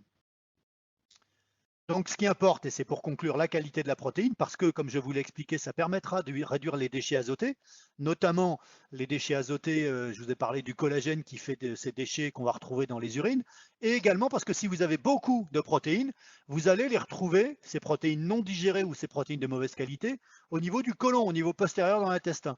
Et on sait maintenant, avec tous les travaux qu'on a fait en recherche sur le microbiome, que ces protéines ou ces résidus protéiques non digérés sont transformés par les bactéries présentes dans le côlon par putréfaction et produisent des molécules qui ont des conséquences fâcheuses sur la santé. Localement, ça provoque des inflammations intestinales, ça donne des odeurs au sel et des gaz particulièrement désagréables, et puis ça a un impact négatif, on l'a dit, sur ce microbiome, sur le microbiote, donc les flores intestinales, avec des répercussions sur la santé générale de l'animal, digestive, sur la maladie rénale, etc. Et quand vous voyez les noms, putrécine, cadavérine, ça vous donne bien une idée de l'odeur que ça peut dégager. Ce sont des molécules qui sont extrêmement nuisibles à la santé de l'animal. Donc là, c'est pareil. plus n'est pas égal à mieux. C'est pas parce qu'on donne plus de protéines que l'animal en retire plus de bénéfices, et on voit les conséquences négatives que ça peut avoir pour lui. Donc il faut une ration particulièrement équilibrée en tous les nutriments. Autre élément qui est absolument obligatoire, c'est la liste des additifs nutritionnels. Alors, je vous ai mis la définition. Enfin simplement, les additifs nutritionnels, c'est tout ce qu'on ajoute en plus de ce qui est dans les matières premières apportées par les matières premières brutes qu'on incorpore dans l'aliment. Et donc, vous avez ici mentionné additifs par kilo, ou on peut aussi parfois les rajouter dans les constituants à la fin des constituants analytiques, mais tout ça, ce sont les additifs. Donc vous allez avoir par kilo les vitamines, et puis vous allez avoir tous les additifs, par exemple les minéraux. Vous voyez, l'iode, le fer, le cuivre. Alors là, c'est pareil, il y a une nouvelle législation. Avant, on mettait directement la terminologie, par exemple, sulfate de cuivre, par exemple, et maintenant, on met tous les dérivés avec une terminologie, bon, peu importe, hein, une terminologie avec des lettres et des chiffres. Mais c'est important parce que les autorités sont très sensibles au fait que les nouveaux étiquetages doivent être conformes à la nouvelle réglementation. Et il y a un point qui est important sur lequel j'attire votre attention dans ces additifs, c'est notamment au niveau des vitamines, la vitamine E. Et ça peut être très utile à vérifier quand on cherche sur la qualité. Dans ces apports importants, notamment, c'est la vitamine E, parce que la vitamine E, c'est la plus importante vitamine antioxydante. Et il faut savoir que pour avoir des propriétés antioxydantes cliniquement démontrées, il faut avoir des teneurs minimales, études cliniques à l'appui, qui sont de l'ordre de 550 mg par kilo de vitamine E par rapport à la matière sèche sur le chat, et de 600 mg par kilo de vitamine E rapporté à la matière sèche sur le chien. Et donc, si on est sur un aliment, et c'est souvent le cas, amusez-vous à regarder les aliments de grande distribution et vous ne serez pas déçu de regarder les teneurs en vitamines. Si vous êtes sur un aliment qui a une teneur en vitamine E de 45 mg, ou unité internationale, on peut avoir aussi par kilo, bah vous allez vous dire, mais c'est ridicule, quoi, c'est nul. Et ça n'a aucune espèce d'effet bénéfique sur le système immunitaire, sur la protection antioxydante. Donc regardez ça, parce que suivant la teneur en vitamine E de votre aliment, ce sera un élément facile qui vous permettra de regarder si oui ou non vous pouvez avoir confiance dans la qualité de l'aliment. Quels sont les termes légalement définis pour ce qui est les terminologies bio, aliments bio, naturels? Naturel d'abord, il n'y a pas de législation clairement définie, c'est une notion qui est un peu floue. Ça sous-entend que ce ne sont pas des ingrédients chimiquement synthétisés, donc des ingrédients chimiques qui ont été ajoutés, sauf les vitamines, les minéraux et les acides aminés, parce que ça, on est bien obligé de les produire d'une façon quelconque. Mais donc, c'est risqué, enfin les autorités de la concurrence n'acceptent pas qu'un fabricant mette aliments naturels. Par contre, on a le droit de mettre aliments à base d'ingrédients naturels. Donc, ok, ça on a le droit. Donc c'est limite, mais ingrédients naturels, on n'a pas le droit. Aliments naturels, on n'a pas le droit. On n'a pas le droit non plus d'utiliser comme nom de marque Mon Toutou naturel. Pareil avec l'alimentation bio. Il n'y a pas en l'état actuel de réglementation spécifique au pet food. La seule chose qui soit strictement interdite, c'est d'utiliser le terme bio dans le nom de la marque. C'est-à-dire que vous n'avez pas le droit d'appeler un aliment Mon Toutou bio. Alors, on a le droit d'utiliser les logos que vous trouvez de l'agriculture biologique. Ça, c'est le logo français. Et l'autre avec la feuille, c'est le logo européen. En utilisant des matières premières issues de l'agriculture biologique. Alors actuellement, pour que l'aliment puisse être considéré comme un aliment entre guillemets bio, sans que ce soit marqué sur le sac, il faudrait que au moins 95% des matières premières brutes proviennent de l'agriculture biologique, ce qui est quasiment impossible en pet food. En plus, il n'y a pas de certification parce que pour qu'un aliment soit bio, en théorie, non seulement il faudrait que les ingrédients soient d'origine biologique, issus de l'agriculture biologique, et qu'en plus, il y ait un label de fabrication dans les conditions bio, pour ne pas contaminer une chaîne de fabrication, qui n'existe pas. Donc, pour le moment, un label bio purement pet food, chien et chat, n'existe pas.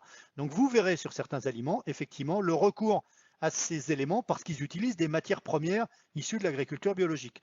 Et certains flirtent avec la législation, parce que autant vous avez un logo aux États-Unis qui s'appelle USDA organique, donc organique pour bio, où les aliments sont, mais les critères sont moins rigoureux que ce qu'on a en Europe, où l'aliment a le droit de se dire bio, donc organique, Autant ça n'existe pas en Europe. Et vous avez donc, je vous dis, des fabricants qui flirtent un peu avec la législation parce qu'ils mettent que leur aliment est biologique. Alors qu'en fait, il faudrait qu'ils mettent, mais ce qui n'est pas un vendeur sur un plan marketing, ils devraient mettre sur leur étiquette aliments fabriqués à partir de matières premières provenant de tant de pourcents, issus à tant de pourcents de l'agriculture biologique. Quand vous mettez ça sur une étiquette, c'est pas vendeur. Bon, sachez qu'actuellement, les autorités au niveau de l'Union européenne sont en train d'éventuellement réfléchir à une future réglementation du bio, mais à date aujourd'hui, il n'y a pas de réglementation bio. Donc c'est la réglementation humaine sur la déclaration des matières premières utilisées qui prévaut. Donc, pour tous ces stades de vie, puisqu'on a vu que l'alimentation doit être conforme aux différents stades de vie, on a créé ce qu'on appelle des facteurs nutritionnels clés qui sont issus des recommandations que je vous ai montrées. Alors, ces recommandations, elles proviennent, je ne reviens pas dessus, des livres références, comme le Small Animal Clinical Nutrition dont je vous ai parlé tout à l'heure. Et on a des tableaux qui sont un peu basés comme ça, sur les recommandations qui sont à suivre. Alors, là, je vous ai juste mis pour exemple, mais on les a pour toutes les situations, hein, adultes, matures, etc. Je ne vous les détaillerai pas parce qu'on ne va pas se focaliser là-dessus. Vous avez les tableaux qui reprennent les normes officielles de la FEDIAF et vous voyez qu'ici, il y a des minimums, rarement des maximums. Alors, il y en a pour le calcium, pour le phosphore, par exemple. Mais pour les normes qui sont recommandées par les spécialistes, là, ils ont mis des minimums et des maximums partout. Bon. Si on s'intéresse au calcium, vous voyez que effectivement, calcium et phosphore sont les seuls à avoir des normes minimum maximum sur les autorités importantes, les autorités officielles, je dirais, qui sont les autorités de la FEDIAF. Donc c'est important d'avoir ces références-là. Pourquoi il faut avoir ces références et voir si l'aliment que vous utilisez, il est dans les clous, je dirais, par rapport aux recommandations?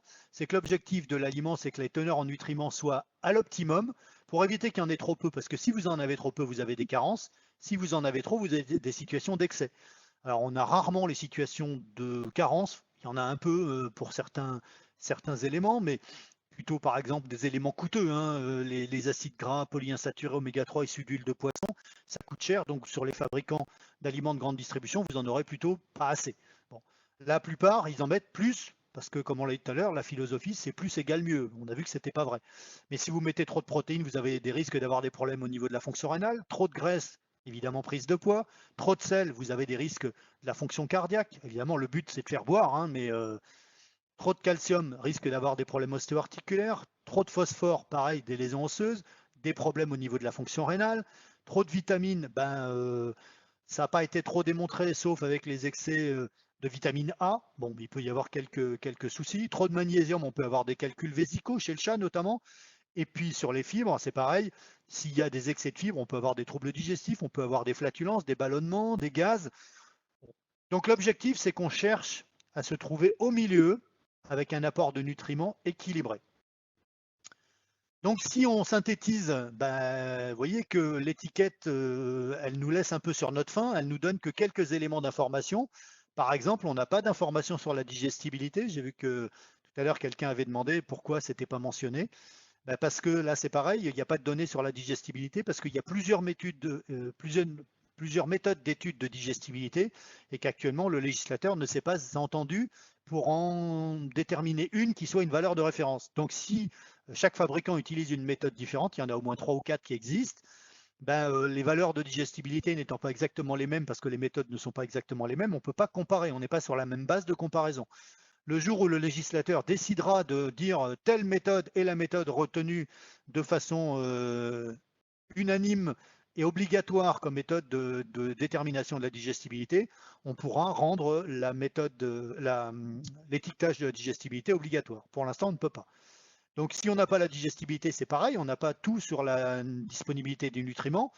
Sur la formule constante aussi, je pense que vous savez ce que c'est que la formule constante, c'est que tous les ingrédients sont dans les mêmes proportions en pourcentage et en qualité, quel que soit le lot de fabrication et le moment où vous le fabriquez. Donc ça, c'est vrai, cette formule constante, sur tous les aliments de haut de gamme, donc en gros tout ce qui est vendu dans le circuit vétérinaire et le haut de gamme du circuit spécialisé dans les magasins. Par contre, quand vous êtes sur l'entrée de gamme, c'est pas toujours garanti, ce qui veut dire que vous pouvez avoir des fabricants qui, comme la formule constante n'est pas garantie ils vont utiliser la méthode déclarative, ce qu'on a vu tout à l'heure, par catégorie, en mettant viande et sous-produits animaux. Et si lors d'une fabrication, il leur manque par exemple un peu de tonnage de poulet, alors que leur aliment est à base de poulet, ben, ils peuvent remplacer, on va dire n'importe quoi, 10 000 tonnes de poulet qui leur manquent sur la centaine de milliers de tonnes dont ils avaient besoin de matière protéique par 10 000 tonnes de porc parce qu'ils n'ont pas de poulet, pas suffisamment de poulet. Et ça n'apparaîtra pas sur l'étiquette. Mais comme la formule est constante, ils ont le droit à une latitude de variation des sources protéiques qu'ils ont mis, parce que ça reste des sources de protéines animales issues de viande et sous-produits animaux, sans qu'on détaille la source de ces protéines. Et donc, vous ne verrez pas la différence, mais l'aliment sera différent. Et l'animal peut éventuellement avoir une réaction, par exemple, digestive, parce qu'il ne digérera pas le même aliment au passage d'un sac à l'autre. Donc, un aliment de qualité qui a la formule constante, vous avez cette garantie de constance de formule et de qualité, notamment sur la digestion. Bref, quand je vous dis ça nous laisse un peu sur la faim, c'est que ça ne donne pas grand-chose sur la qualité nutritionnelle. Alors n'oubliez pas quand même les critères qu'on a eus, qui étaient les critères que je vous ai dit. Vous regardez les étiquettes pour regarder les teneurs en cendres.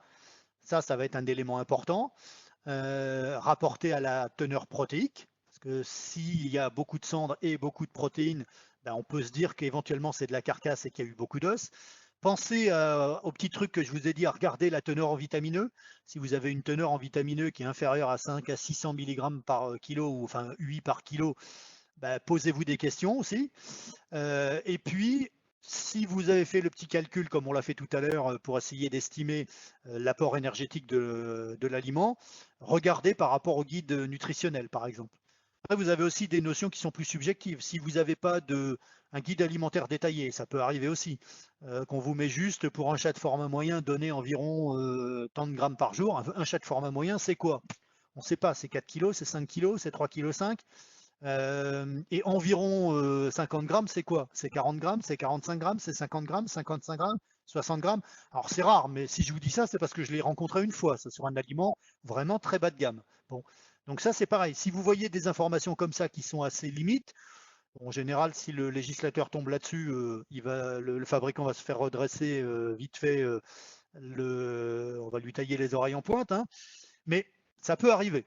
Et puis, n'oubliez surtout pas une chose, c'est que après, lorsque vous avez trouvé les quelques éléments d'appréciation, c'est ce que vous allez voir sur l'animal lui-même. Alors d'une part, par rapport aux quantités qui sont conseillées, ça revient à ce que je vous ai dit tout à l'heure, si vous avez un aliment de qualité, quand vous regardez sur le guide alimentaire, il sera plus digestible avec des protéines de meilleure qualité, des minéraux, des nutriments de meilleure qualité. Donc au global, on va en donner moins pour couvrir les mêmes besoins. Si l'aliment est moins digestible avec des protéines de qualité moindre, il faudra plus de matières premières pour apporter les mêmes constituants pour l'animal in fine. Donc déjà, comparer entre un aliment d'entrée de gamme et l'aliment haut de gamme que vous allez recommander, la quantité qui est recommandée, vous verrez la différence. Souvent, les aliments de grande distribution, là où je vous disais tout à l'heure, un aliment haut de gamme pour un chat adulte classique, vous aurez entre 40 et 50 grammes qui seront recommandés. Il est courant que quand vous avez un aliment grande distri, ce soit 85, 90, 100 grammes, donc presque le double recommandé. Ben là aussi, il n'y a pas de fumée sans feu. Deuxième élément, vous le verrez sur l'animal, avec la qualité et la quantité des sels. Plus c'est digestible, moins il y a de sel. La beauté du pelage, c'est important aussi, parce que si vous avez un aliment qui contient les acides gras polyinsaturés issus des huiles de poisson, on en parlait, les oméga 3, les oméga 6, bah vous aurez un poil qui sera brillant, luisant. Si vous avez un aliment qui utilise des suifs plutôt que des acides gras polyinsaturés, certes ça coûte moins cher, c'est des graisses saturées, mais ça n'apporte pas ces éléments constitutifs de la peau et du pelage, et vous aurez un animal qui aura une moins belle peau, un moins beau pelage. Contrôle du poids. Si votre ration n'est pas correcte et qu'il y a beaucoup de calories lipidiques, votre animal en surconsommant va vite devenir en surpoids ou obèse. La vitalité, c'est pareil. On le voit avec les aliments matures de haut de gamme par rapport aux aliments de grande distribution. Les gens ils disent dès que je l'ai passé à un aliment mature de chez vous, ben c'est le jour et la nuit. L'animal va beaucoup mieux. Bah oui, parce que c'est plus digestible. Il y a des ingrédients et des matières premières de meilleure qualité. Qualité de la laine aussi. Vous avez des aliments qui vont pouvoir avoir un certain effet sur l'hygiène bucco-dentaire. Donc ça veut dire que vous aurez moins de pathologies bucco-dentaires, donc une haleine beaucoup plus supportable. absence de symptômes urinaires chez le chat. Vous le savez tous, je ne citerai pas de marque, mais vous avez les marques du commerce qui sont connues pour favoriser l'apparition de calculs urinaires ou de pathologies urinaires chez les chats, même s'ils vous disent qu'ils les préviennent. Ben oui, mais c'est quand vous regardez les taux de cendres de ces aliments-là, ils sont extrêmement élevés. Il y a beaucoup de minéraux, de calcium, de phosphore, il y a beaucoup de sel parce que ça fait boire, mais vous ne les voyez pas sur l'étiquette, c'est pas mentionné. Et il y a beaucoup de magnésium parce que c'est facultatif aussi, c'est pas mentionné. Mais le magnésium est un constituant majeur des phosphates ammoniaco-magnésiens qui sont les principaux calculs du chat. Donc, quelle est la différence entre un aliment de surface, de grande surface, hein, sur le supermarché, puisque c'est souvent là-dessus où on se positionne, ou un aliment de haut de gamme qui sera vendu en clinique vétérinaire ou en magasin spécialisé? Là, on l'a vu, c'est la qualité des matières premières qui est garantie dans ces aliments-là.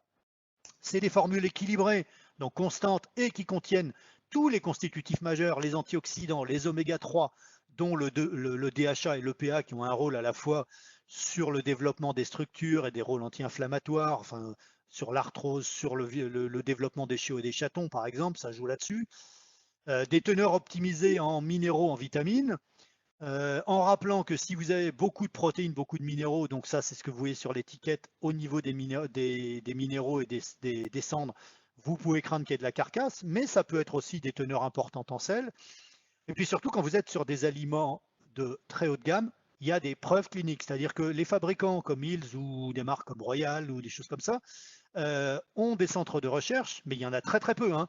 Il y a 3 marques principales dans le monde qui ont ce genre de centre de recherche, donc c'est Hills, c'est Royal Canin et c'est Purina, qui font des études cliniques et que les résultats de ces recherches qui sont publiés dans des revues sérieuses à comité de lecture vont impacter positivement la formulation des aliments qui sont faits derrière.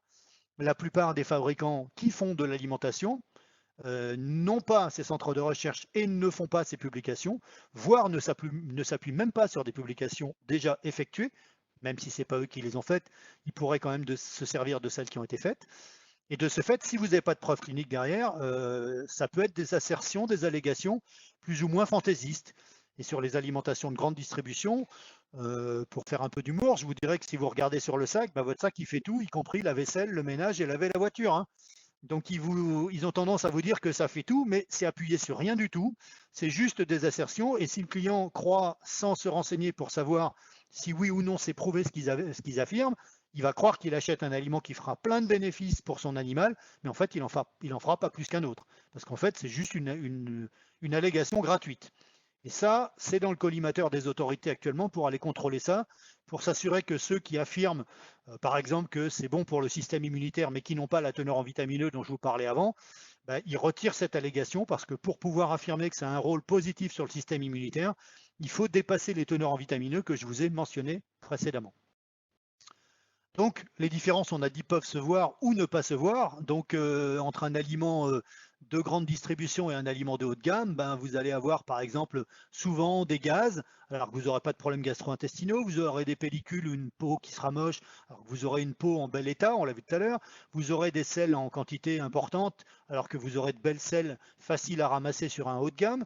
Et par contre, ce qui ne se voit pas, parce que ça, c'est ce que le propriétaire voit directement, ce qu'il voit, c'est sur l'animal, la peau, la qualité des selles et sa vitalité.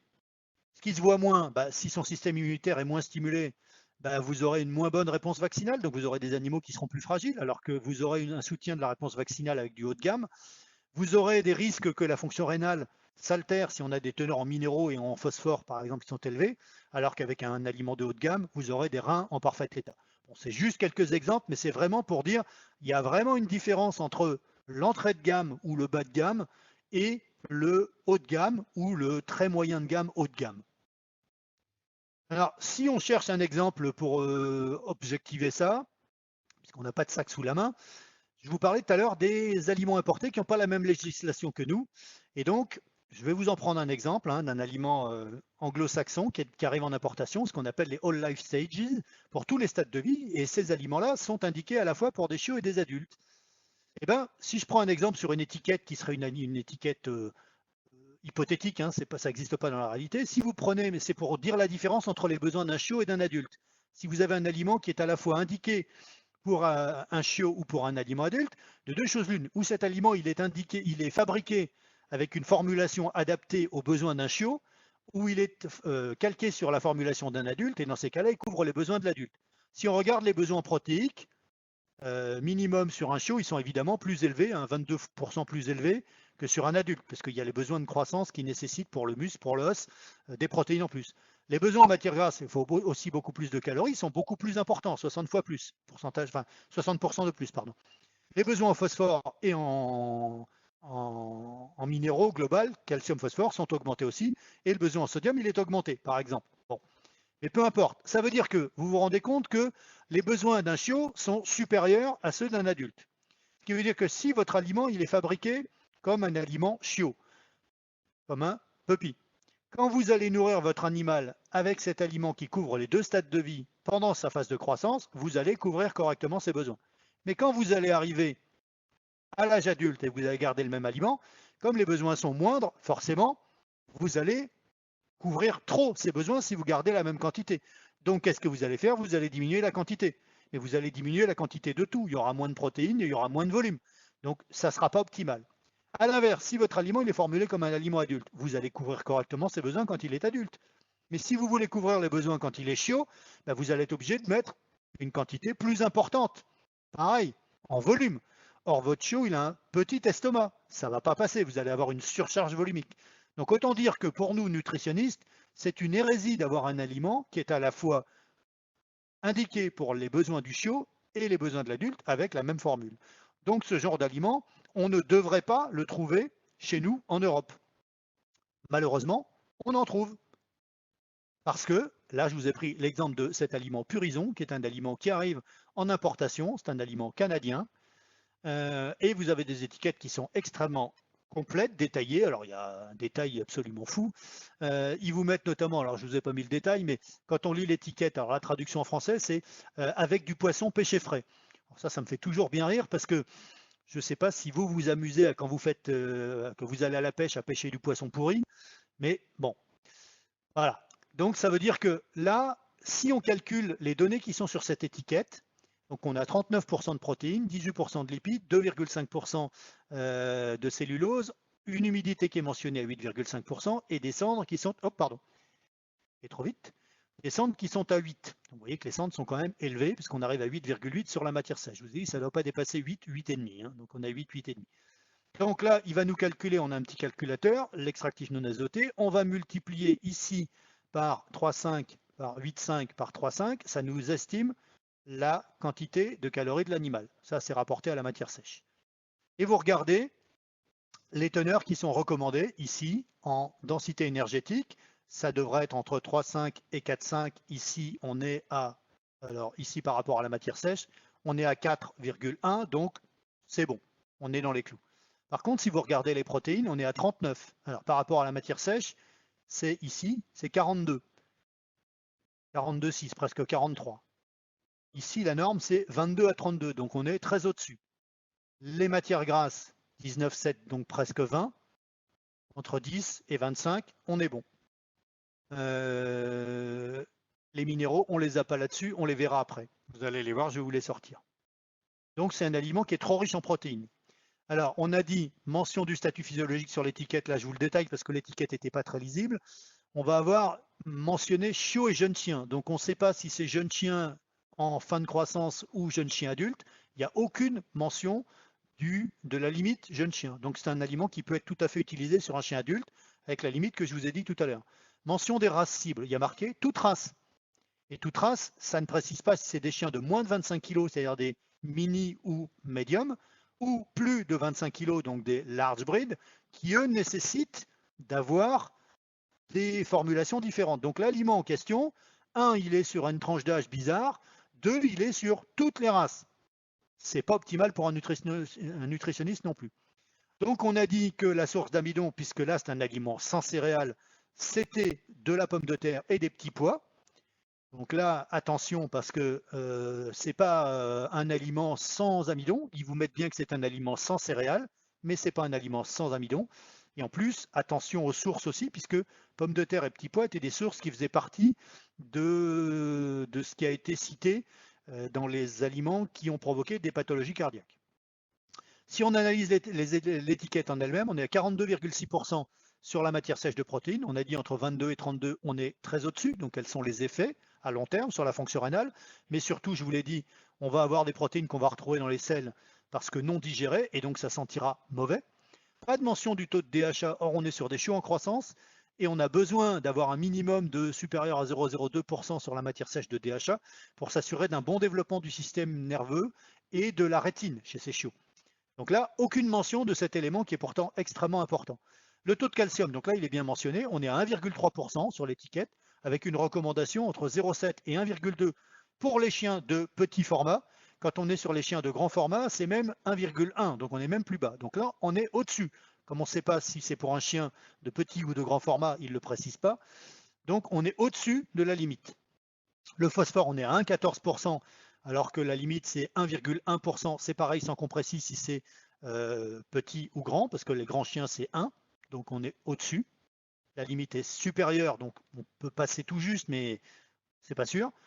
Le calcium phosphore, il est limite, il devrait être à 1,3. Et la vitamine E, ce que je vous disais tout à l'heure, 208 par kilo. Vous voyez que là, c'est totalement insuffisant pour un effet sur le système immunitaire. On devrait être au minimum à 600, 650 sur le chien. Donc là, on est à au moins 3 fois moins de ce qu'on devrait avoir. Et ça, vous le voyez tout de suite parce que c'est mentionné sur l'étiquette. Donc c'est un critère très utile à garder en tête. Donc, ce qui est important, on a vu, il y a les limites malheureusement de cette lecture d'étiquette, c'est qu'il faut que vous sachiez tirer parti des données que vous avez par l'étiquette. Il y en a un certain nombre, même si c'est un peu limite. Pourquoi il faut que vous puissiez donner ces éléments de façon objective au client? C'est que le client, lorsqu'il sera informé, il suivra mieux vos recommandations. Parce qu'il vient souvent avec des a priori qu'il a vus sur Internet et que s'il n'a pas ces clarifications, même si on connaît les limites, on n'a pas toutes les informations qu'on voudra avoir sur l'étiquette, mais au moins si vous pouvez clarifier les données, votre client il dira bah, il sait de quoi il parle, je peux lui faire confiance. Ça sera un garant de qualité et de relation de confiance que vous allez créer avec lui. Voilà, j'en ai terminé. Si vous avez les questions, c'est maintenant qu'on va les traiter. Donc vous pouvez ouvrir vos micros ou si vous les avez mis sur le chat, je pense que Mathieu les a relevés. Je vais regarder si je peux afficher le chat de mon côté maintenant. Oui, merci Didier pour la présentation. Effectivement, il y a quelques questions. Alors allons-y. Alors, il y en avait une où tu avais répondu, mais je pense que ça peut être intéressant d'en reparler sur la question de la digestibilité Oui, qui n'est pas notée effectivement sur les aliments. alors j'y ai répondu un peu plus tard en disant qu'elle n'était pas mentionnée parce que comme pour l'extractif non azoté, il y a plusieurs méthodes d'évaluation de cette digestibilité. Il y a au moins 3 ou 4 méthodes officielles, hein, enfin officielles, qui sont reconnues comme officielles, mais comme il n'y en a pas une seule qui est retenue par les autorités, si chacun utilise sa méthode, il peut y avoir des résultats légèrement différents. Alors évidemment, ça ne différera pas de 30% d'écart d'une méthode à l'autre, hein, mais vous ne pouvez pas dire que la méthode A donne une digestibilité à 85%, que la méthode B donne la digestibilité du même produit à 82% et que la méthode C donne la digestibilité du même produit à 86%. Pourquoi? Parce que quand vous êtes sur des seuils de digestibilité comme ça, à 80 ou 85%, tout nouveau point de digestibilité que vous gagnez en plus est coûteux, si je peux dire, sur le plan de la qualité des matières premières. Parce que pour gagner, autant passer de 60 à 70, c'est relativement facile. Vous avez juste des matières premières d'une qualité un petit peu meilleure et ça, vous gagnez très vite en digestibilité. Mais comme ce n'est pas une courbe qui est linéaire, ce n'est pas une courbe qui est droite, mais c'est ce qu'on appelle une courbe asymptotique, c'est-à-dire que plus vous montez, plus la pente de cette courbe va vers le haut. Pour gagner les derniers points de digestibilité, c'est extrêmement compliqué et à chaque nouveau point, il faut des matières premières d'une qualité qui est toujours plus importante. Et qui dit une qualité toujours plus importante, dit aussi des matières premières toujours plus coûteuses. Ce qui veut dire que passer de 85 à 86, de 86 à 87, vous avez le coût de l'aliment qui augmente. A fortiori quand vous êtes sur des aliments au-dessus de 95% de digestibilité, et c'est en général, c'est pour ça que je disais tout à l'heure, la digestibilité de ces aliments, elle est sur les aliments thérapeutiques qui vont être plus chers parce que les matières premières sont plus chères. Sur les aliments physiologiques, on est sur des digestibilités entre 80 et 85%, ce qui est déjà un coût de matière première important. Et donc, pourquoi on ne peut pas avoir cet affichage de la digestibilité, je vous dis, c'est que si vous avez 3 digestibilités qui sont à 85, 86 et 83% par exemple, vous allez dire c'est quasiment la même chose. Ben non, c'est pas la même chose. Et en plus, comme c'est pas la même méthode analytique, on ne peut pas conclure. Donc le législateur recommande que le fabricant, s'il a la digestibilité, puisse la communiquer en interne si on la lui demande, mais qu'on ne la mette pas sur l'étiquette. Le jour où le législateur aura tranché en disant c'est la méthode B par exemple, qui est la méthode que je reconnais comme étant la méthode obligatoire, chacun des fabricants devra utiliser cette méthode pour estimer la digestibilité de ses produits, et là le législateur pourra rendre obligatoire l'éventuel affichage de la digestibilité. Est-ce que ça répond à la question? Oui, hop là, merci. Alors, une autre question, c'était comment expliquer que certaines marques n'ont pas modifié leur étiquetage de composition si c'est une obligation. Donc là, je pense que c'était à propos du coefficient de réhydratation. Oui, oui. Alors là, je ne l'ai pas détaillé le coefficient de réhydratation. Donc la législation, effectivement, elle a changé. Je commençais à vous le dire tout à l'heure, il y a 2 ans. C'est-à-dire qu'avant, le législateur autorisait les fabricants qui utilisaient des protéines déshydratées, dégraissées, à appliquer un coefficient de réhydratation pour que ça compense. Puisque la matière première, je vous ai dit qu'on met dans la fabrication, c'est la matière première brute. C'est-à-dire vous prenez exactement toutes les matières premières que vous avez et vous les mettez, qu'elles soient déshydratées ou non, vous les mettez dans la fabrication, dans l'extrudeur. Et donc avant, on avait le droit sur les matières premières réhydratées de rajouter un certain coefficient de réhydratation qui ramenait à l'équivalent d'une teneur protéique comme si vous aviez mis la viande fraîche. La problématique, c'est que, comme je vous ai expliqué, ce n'est pas une simple déshydratation, réduction en poudre. Parce que sinon, ça ferait comme quand on avait les espèces de jus d'orange déshydraté, là, vous savez, où on mettait la poudre, même si c'était très mauvais ce truc-là, vous mettiez la poudre au fond de l'eau, au fond du verre, vous mettiez de l'eau, et ça vous donnait un soi-disant jus d'orange. Bon, c'était pas très bon, mais ça pouvait se concevoir. Là, ça voudrait dire que si on ne faisait ce système-là, vous prendriez votre poudre de farine de viande, enfin de PAT de viande, vous la mettez dans un gobelet, vous mettez de l'eau, ça gonfle et vous retrouvez votre steak. Ben non, c'est pas aussi simple, c'est pas comme ça que ça marche. Donc le législateur, il avait mis ça de façon à ce que les clients puissent voir à peu près à quoi ça correspondait si on avait mis l'équivalent en viande réhydratée, c'est-à-dire avec de la vraie viande. Bon. Le problème, c'est que dès que vous laissez une latitude à certains de pouvoir donner une information plus attractive, ben, ils ont tendance à en abuser. Et vous avez des fabricants qui ont utilisé des coefficients de réhydratation un peu trop enjolivés, un peu trop avec la mariée qui était trop belle, si vous voulez, avec des facteurs qui avaient tendance à surévaluer la quantité de protéines qu'ils mettaient. Et le législateur qui avait dit ben ça me plaît pas du tout parce qu'on a fait ça pour que vous puissiez, au niveau de vos clients, montrer que vous avez un apport de protéines important, puisque c'est comme ça qu'il y en a qui essaient de tricher. N'oubliez pas ce que je vous ai dit, le législateur veut que l'information soit sincère, transparente et objective pour le client, et surtout qu'elle ne cherche pas à tromper le client, elle ne doit pas être trompeuse. Là, il a jugé que c'était trompeur. Donc il a dit, bah, puisque c'est comme ça, je tranche dans le vif, je supprime les facteurs de réhydratation. Donc si vous mettez de la matière première brute hydratée, par exemple de la viande fraîche, vous allez mettre le poids de viande fraîche que vous mettez. Mais si vous mettez une matière première déshydratée, dégraissée, donc des PAT, vous allez mettre le tonnage exact de matière première déshydratée, dégraissée, donc sans ce coefficient de réhydratation.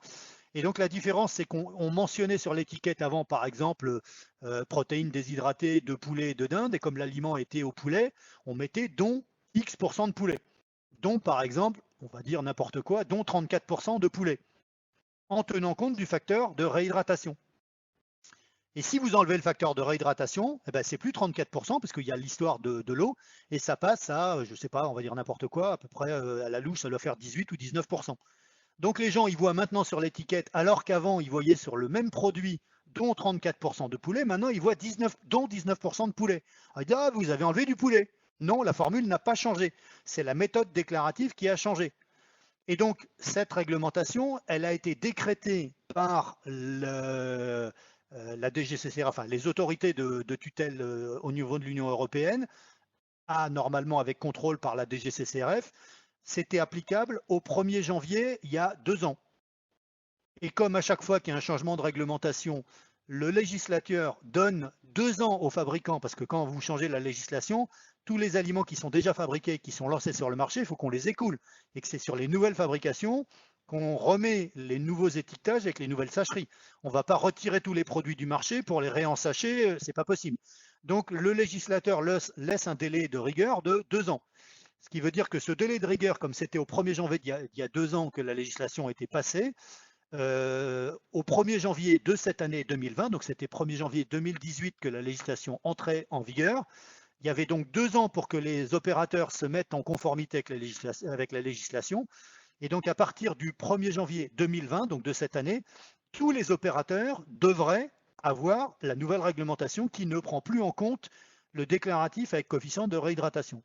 Donc nous, on s'est conformé à ça chez Hills.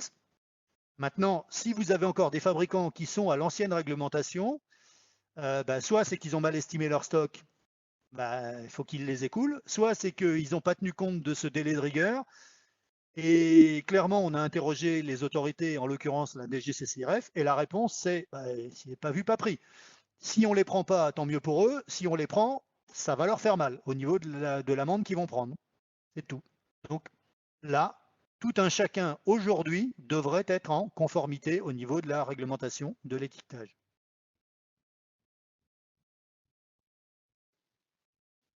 Merci. Une autre question concernant des personnes qui calculent du coup directement en boutique l'ENA. Oui. Est-ce que l'ENA affiche exactement le taux de glucides présent dans l'aliment? Est-ce qu'il y a sinon une valeur minimale et ou maximale de glucides qui sont conseillés dans l'alimentation pour chiens et chats?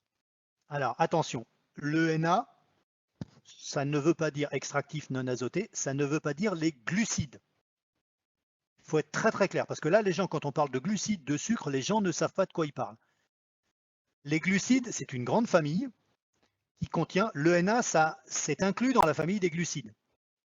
L'ENA, je vous l'ai dit, ce sont les amidons digestibles. Les amidons, c'est une partie des sucres, c'est ce qu'on appelle les sucres lents, les sucres à chaîne longue, parce que dans les glucides, vous avez plusieurs types. Vous avez les glucides, les monosaccharides, les sucres très très courts, comme les mono- et diglycérides, ce que vous avez avec le sucre de table, le saccharose, le glucose, le fructose. Ça, ce sont les sucres au sens sucre au goût sucré, les sucres rapides ou sucres à chaîne courte. Après, vous avez les polysaccharides, les chaînes un peu plus longues, à chaîne moyenne. Et après, vous avez les sucres à chaîne longue, qui sont les amidons, que vous retrouvez dans les pâtes, dans le riz, dans les pommes de terre, c'est de l'amidon. Ça, c'est ce qu'on appelle les sucres, mais l'amidon, c'est pas sucré en termes de goût. Alors, dans l'esprit des gens, glucides égale sucre. Oui, non, parce que les amidons et les sucres rapides sont dans les glucides, mais il y a aussi une catégorie à laquelle on ne pense pas, ce sont les fibres. Les fibres, ce sont des glucides aussi. Et on a là aussi 2 types de fibres. On a des glucides qui sont des glucides fermentescibles ou ce qu'on appelle des glucides solubles, qui vont être dégradés par les flores intestinales. Et on a de la fibre insoluble qui est la cellulose, la fibre brute, celle qui est déclarée sur l'étiquette, cellulose brute. Donc, quand on parle, j'essaie de le faire le plus clair possible, mais c'est un élément qui est un peu compliqué. Quand on parle de glucides, on trouve dans le terme glucides les amidons, donc l'extractif non azoté, les sucres rapides, donc fructose, glucose, saccharose, les fibres, et dans les fibres, on a 2 types de fibres. On a les fibres brutes, la cellulose brute, et les fibres fermentescibles. Vous voyez que ça devient déjà un peu plus compliqué. Donc ça veut dire que si on calcule l'ENA, c'est-à-dire qu'on calcule les sources de glucides qui apportent de l'énergie. Donc l'ENA, c'est les amidons et les fibres solubles. La cellulose, qui sont les fibres brutes, n'apporte pas d'énergie. C'est juste neutre, ça sert à faire du volume dans l'estomac. Donc, si on voulait calculer l'amidon, il faudrait qu'on ait des données qui sont complètes, c'est-à-dire qu'il faudrait qu'on ait sur l'étiquette l'ENA, les fibres brutes, elles y sont sur l'étiquette, la cellulose brute. Il faut qu'on ait les fibres alimentaires totales et les fibres fermentescibles. Parce que les fibres alimentaires totales, c'est les fibres brutes, la cellulose, plus les fibres fermentescibles. mais en général, ces données ne sont pas sur l'étiquette. Donc, l'ENA nous permet juste d'avoir l'apport de glucides digestibles qui apportent de l'énergie. Mais par rapport à la question qui était est-ce qu'il y a un maximum de glucides conseillés dans l'alimentation pour chien ou pour chat, il n'y en a pas. Les recommandations qui sont faites, alors ça ne veut pas dire non plus qu'il faut mettre que des glucides dans l'alimentation, hein. La différence, c'est qu'il faut considérer que ce n'est pas la teneur brute en ENA, enfin en extractif non azoté qui est importante, mais il faudrait recalculer, ça les nutritionnistes, nous on peut le faire, c'est le pourcentage d'apport de calories apporté par les glucides, enfin par l'ENA, les glucides digestibles, les amidons digestibles, le pourcentage de calories apportées par les protéines et le pourcentage de calories apportées par les lipides, parce que c'est les trois nutriments qui sont énergétiques. Et dans l'idéal, on considère que on peut aller jusqu'à à peu près une couverture de l'ordre de 45 à 50% de la couverture calorique chez le chien par les glucides, par l'ENA. Donc ça veut dire que la moitié des calories peut être apportée par les protéines. Au-delà, ça commence à faire beaucoup. Mais 50% de calories, ça ne veut pas dire 50% de NA, hein. Ça peut être 50% de calories apportées par le NA, ça peut être un aliment à 60% de NA. On ne parle pas de la même chose. Et sur le chat, qui lui est un carnivore plus obligatoire, plus strict, on considère qu'on ne devrait pas dépasser 25% de l'apport calorique par les calories issues de l'ENA. Et pour revenir sur la question, est-ce qu'il y a des teneurs en glucides conseillées? Non, parce que déjà, de quoi on parle quand on parle de glucides? Donc voilà, ça veut dire que si vous mettez glucides, il faut tenir compte de l'extractif non azoté, des sucres rapides qu'on n'utilise pas du tout dans les croquettes, hein. Il y a un tout petit peu de sucre, sous-entendu fructose ou des choses comme ça, dans les sachets repas ou dans les boîtes, parce que c'est un colorant naturel qui est le caramel, mais il y en a très très peu, hein. Ça n'a pas d'incidence sur le fonctionnement de l'organisme, hein. Par contre, dans les croquettes, il n'y en a pas du tout. Et puis, si vous parlez de glucides, on inclut là-dedans aussi les fibres. Donc, de quoi on parle, quoi. Et la plupart des gens ne savent pas. Quand ils parlent de glucides, ils ne savent pas de quoi ils parlent. Bon, j'espère que j'étais un peu plus clair, mais c'est vrai que c'est pas simple. Et pourquoi l'ENA, je vous l'ai dit tout à l'heure, n'est pas déclaré? Parce que justement, c'est très compliqué de savoir ce qu'on déclare. Les méthodes analytiques ne sont pas standardisées et c'est très très très compliqué. Il faut qu'on déclare des choses où tout le monde comprenne de quoi on parle. Et là, la preuve, c'est que la plupart des gens, et notamment les consommateurs, comme ils regardent des trucs sur Internet, on dit oui, les aliments sont trop riches en glucides parce que quand je calcule le NA, il est très élevé. Bah, oui, mais si c'est un aliment qui a beaucoup de fibres, le NA peut être élevé parce qu'il y a une partie importante de fibres, solubles ou insolubles là-dedans, quoi. Et ça, ils n'en tiennent pas compte.